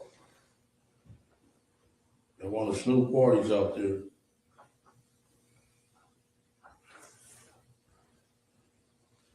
In New York? No, it was at Snoop house. Oh, in Long Beach? Claremont. His house, at his house. Yeah. They all on pictures and everything. And he came. I said, man, you didn't call me? No, I thought you don't answer this. Motherfucker. I said, you get the number? You got the number? We call. Motherfucker, you know what I'm saying? Well, I would see his ass, man, give me the jewelry and everything, you know? Stupid motherfucker. Okay, so Zip doesn't pay you. Puffy's pissed off because Puffy did make the payment. You have any idea what amount of money Puffy paid? D-Mac didn't say it. Okay, so D-Mac tells you they fell out of me on that whole thing. You think that Wynn had probably talked to Puffy about the money at one of these Snoop Dogg parties? I said he didn't. He just gave him the number. I heard Keffe out. We go to the number. We called him up with the number. Phone off. Puffy gave Wynn his number? Yeah. I said, you let him give you a number? That was so stupid. Why you get the jewelry? Let me all, you know what I'm saying? Collateral. Yeah. Okay. But you left a message when you get the number? What? You called and left a message? Yeah, he ain't answer. Man got about 50 phones. He throw that shit away. The phone's easy, man. All right. And what about you? You also said that that Kane told you something about Zip. Yeah, he said Zip got the money. He fell out. When was that? When did Kane tell you that? When did I get out on that violation? That was 2005. Kane's name is Gregory. Yeah.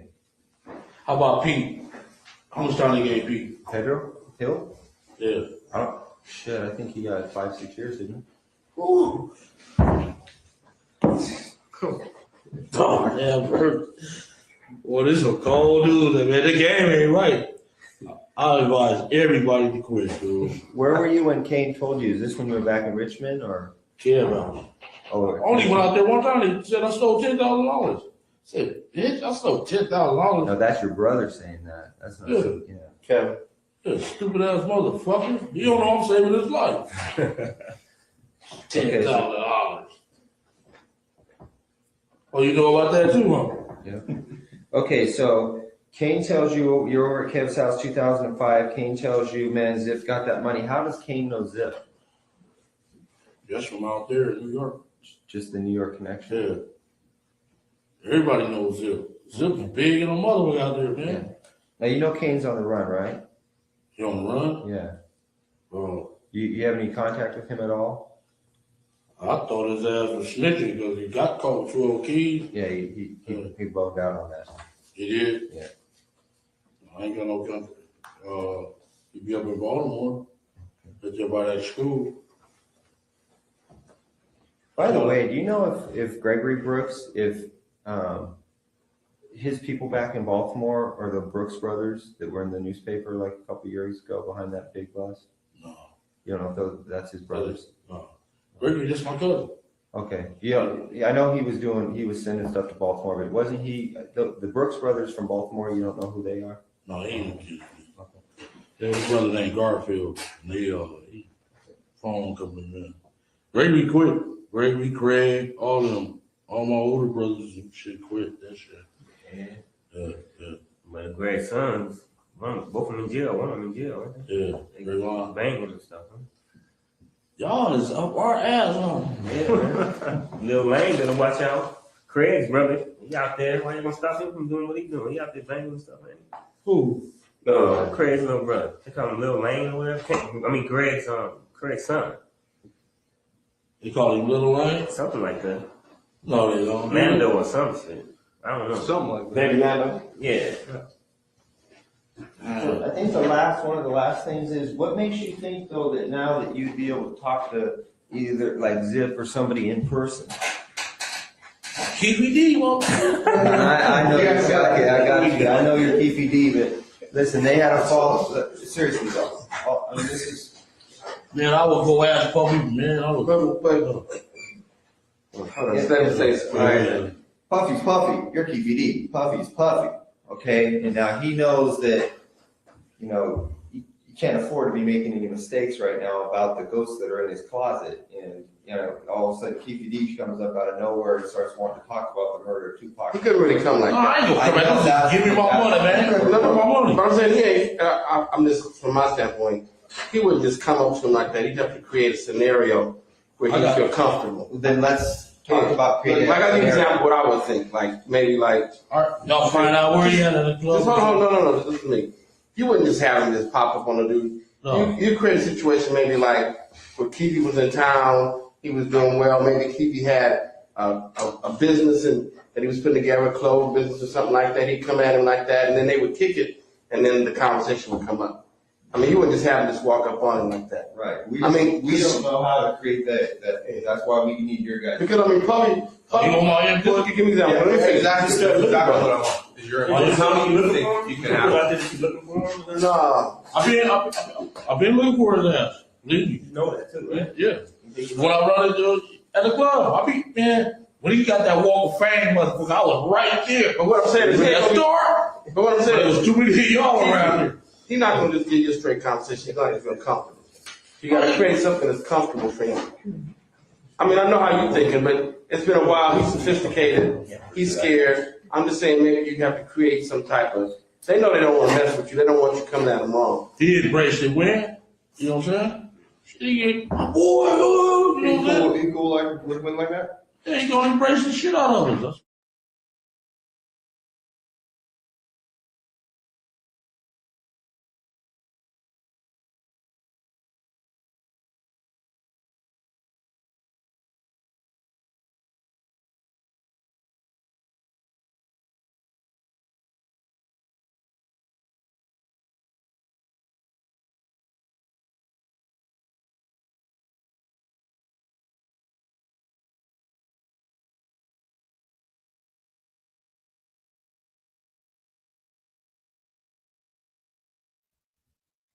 Did we lose the sound?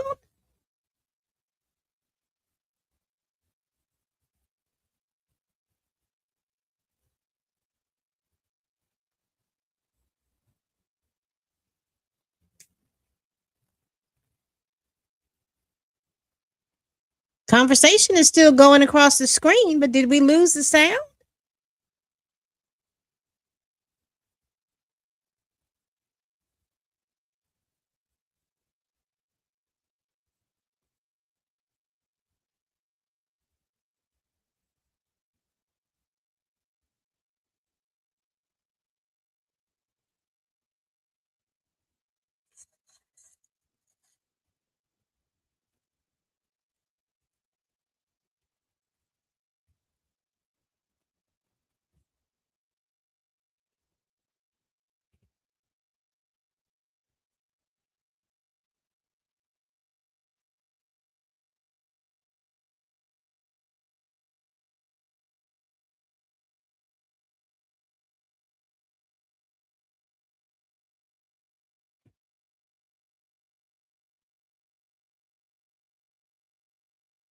So we've lost the audio?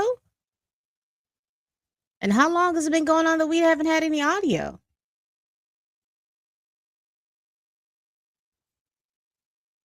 Didn't he know? Ziggy said. So you don't have to go to New York. You can do it here. Yeah. We're talking two different things. New York would be Zip. Yeah. Zip's out there and he's going to be staying out there. Yeah. I mean, he's got a club out there. He's always. Yeah, he got to. Oh, I can go there because he like every time my folks go out there, he like Brian. He's vice president right up under Jermaine Dupri. He went out there. Him and the dude named Ramon. They went out there. Oh, y'all KPD boys. Oh, come on. He rolled out the red carpet for him. Got him drinks and everything. They the one told me about the club. Then this other broad I was fucking, she said, y'all got a 3-story beauty salon. Everybody, I was like, you motherfuckers is rolling. Said he got the Phantom, a Bentley and all that. Said he rolling like hell. You see any advantage to maybe starting off with just having another encounter with D-Mac? Yeah. Start off with that, and then D-Mac can put it in Puffy's ear that you kind of. Mr. 40. All right, I'll get on it real fast. No, we'll handle that. We'll set that up. Okay. Okay. Because what ends up happening is if you take control of the situation, you start making some progress we're not ready to deal with yet, then Basically, you don't have to do anything. Let's take the time. Yeah, it takes time. We'll tell you when you need to be somewhere and make arrangements. All right. And gotta put it in his ear because he do go get D-Mac every time he come out here. Okay. That's a boy, yeah. Okay. All right. Well, then on to I think that's a wrap for that whole entire event. These are two of the girls that Darren found. Can I ask a question real quick? Yeah. How long is our meeting going to be today? Do we have a time frame? We're out of here in 15 minutes. Oh, okay. Hey, do you know how to get a hold of D-Mac right now? You're more than welcome. You can get a hold of D-Mac. As long as you want. No sweat? Great. Basketball player, buy weed from him every day. All right, that's cool. Tell Tommy he can buy some weed You from know him. these Barbershop girls. over on Third or Beverly? I've got that D-Mac. That's all girl. I've got that. You know her, right? Yeah, I know where it's at. Look at that. She got fat. Yeah, that's the bro. What about this one here? Yeah, he can get the. That's the one that big phone? How old is this picture right here? Okay, are those the two girls that were in the vibe party that night? Yeah. Okay. And what are their names? And go squeeze Right here. DJ Quick by the balls. I'm sure he getting this shit up quick. Ask a question. Yeah. Oh, boy. Those two girls, did you see What's that? their name? What are their names? Michelle and Jewel. Yeah, and those were the two girls that you talked about At the being morning. in the vibe party that night and, Yeah. and getting close to Yeah. Puffy and Biggie, All is that. that right? All that. Yeah. They was ones to set that shit up. For sure. Now, you know that from being there or you know that from That's after? it. Been here, dog. Okay. I'm not telling you, dog. Did you get any other insight on that from anybody else or, you keep ED? People We know told the you. streets, dog. So you just saying from that alone? He said he watched They was out of place. there. They shouldn't have been there in the first place. They from Death Row, so Yeah, they he ain't said got when no we seen business it, it there. was odd. Then boom, the fire marshals come. We left Big Pete and what's the name out there, Sporty, outside the club because we didn't have enough passes. So I was going out there checking on them. Don't put that on these notes. Because That was just a sidebar. Yeah, we was down. Fire marshal was down there. The Big Pete and Sporty from Great Street was down there, and I went down there to check on them. Then the fire marshal said they was gonna close the place. Blood was out there. It was ready, dog. We're gonna get into all that another time, man. But that's some stuff we gotta touch on too. Yeah. This is a fiction next. All right, get your freaking flyer tomorrow ready. All right. What's that tag? I'm gonna see you sooner or later. One last thing. See me. I'm gonna see you sooner or later, man. Somebody gonna come You over and here and tell Eddie, me. were Sellies, right? Yeah, we honky. Where were you guys? That was in.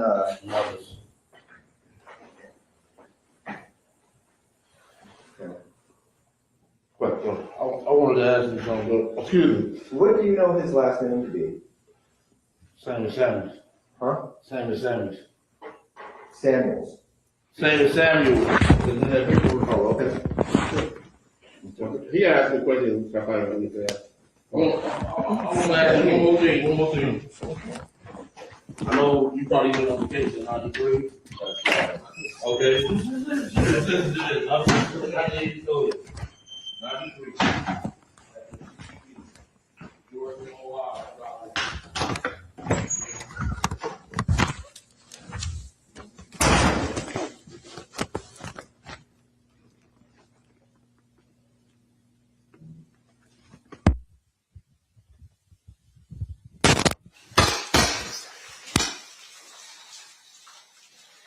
Okay, it appears as though Exhibit 117 is now over. Anything else that you wanted to present today, State? No, 2009 is not as long, but I think we just give them a break now. Okay, sounds good. At this time, we will recess for the evening. We're coming back at 9 a.m. tomorrow. During this recess, you are admonished not to talk or converse amongst yourselves or with anyone else on any subject connected to the trial. or read, watch, or listen to any report or commentary on the trial of any person connected with this case by any means of information, including without limitation, newspaper, television, the internet, radio, or form or express any opinion on any subject connected with the trial until the case is submitted to you. We'll see you back tomorrow. Thanks, guys. Is that for jury?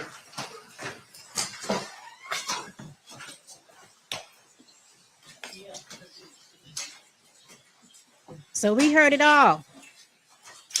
Heard it all before.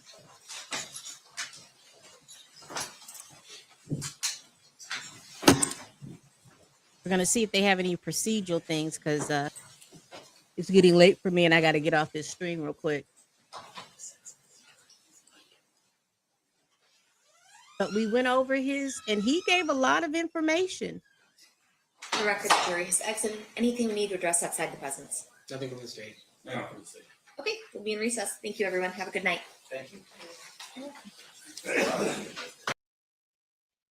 All right, people. That was day 4. There was no witnesses called. We listened to, well, excuse me. There was one witness called, Devontae Lee. And we spent the rest of the time listening to Keffe D talk at the with the Christopher Wallace Task Force.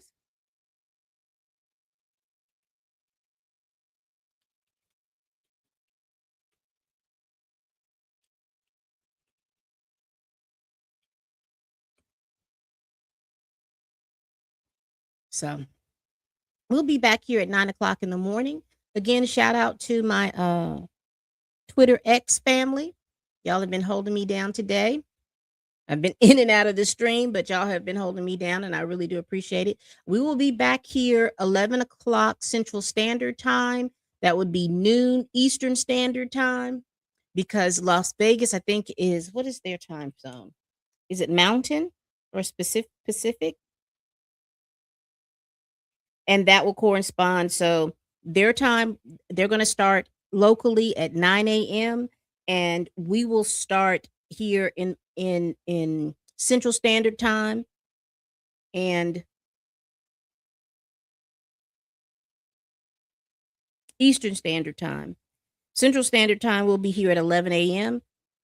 Eastern Standard Time will be at noon. So those of you follow me, I'll put up the flyer to let you all know, and I'll see you all tomorrow. I don't have any commentary for all of that because I just don't have any commentary.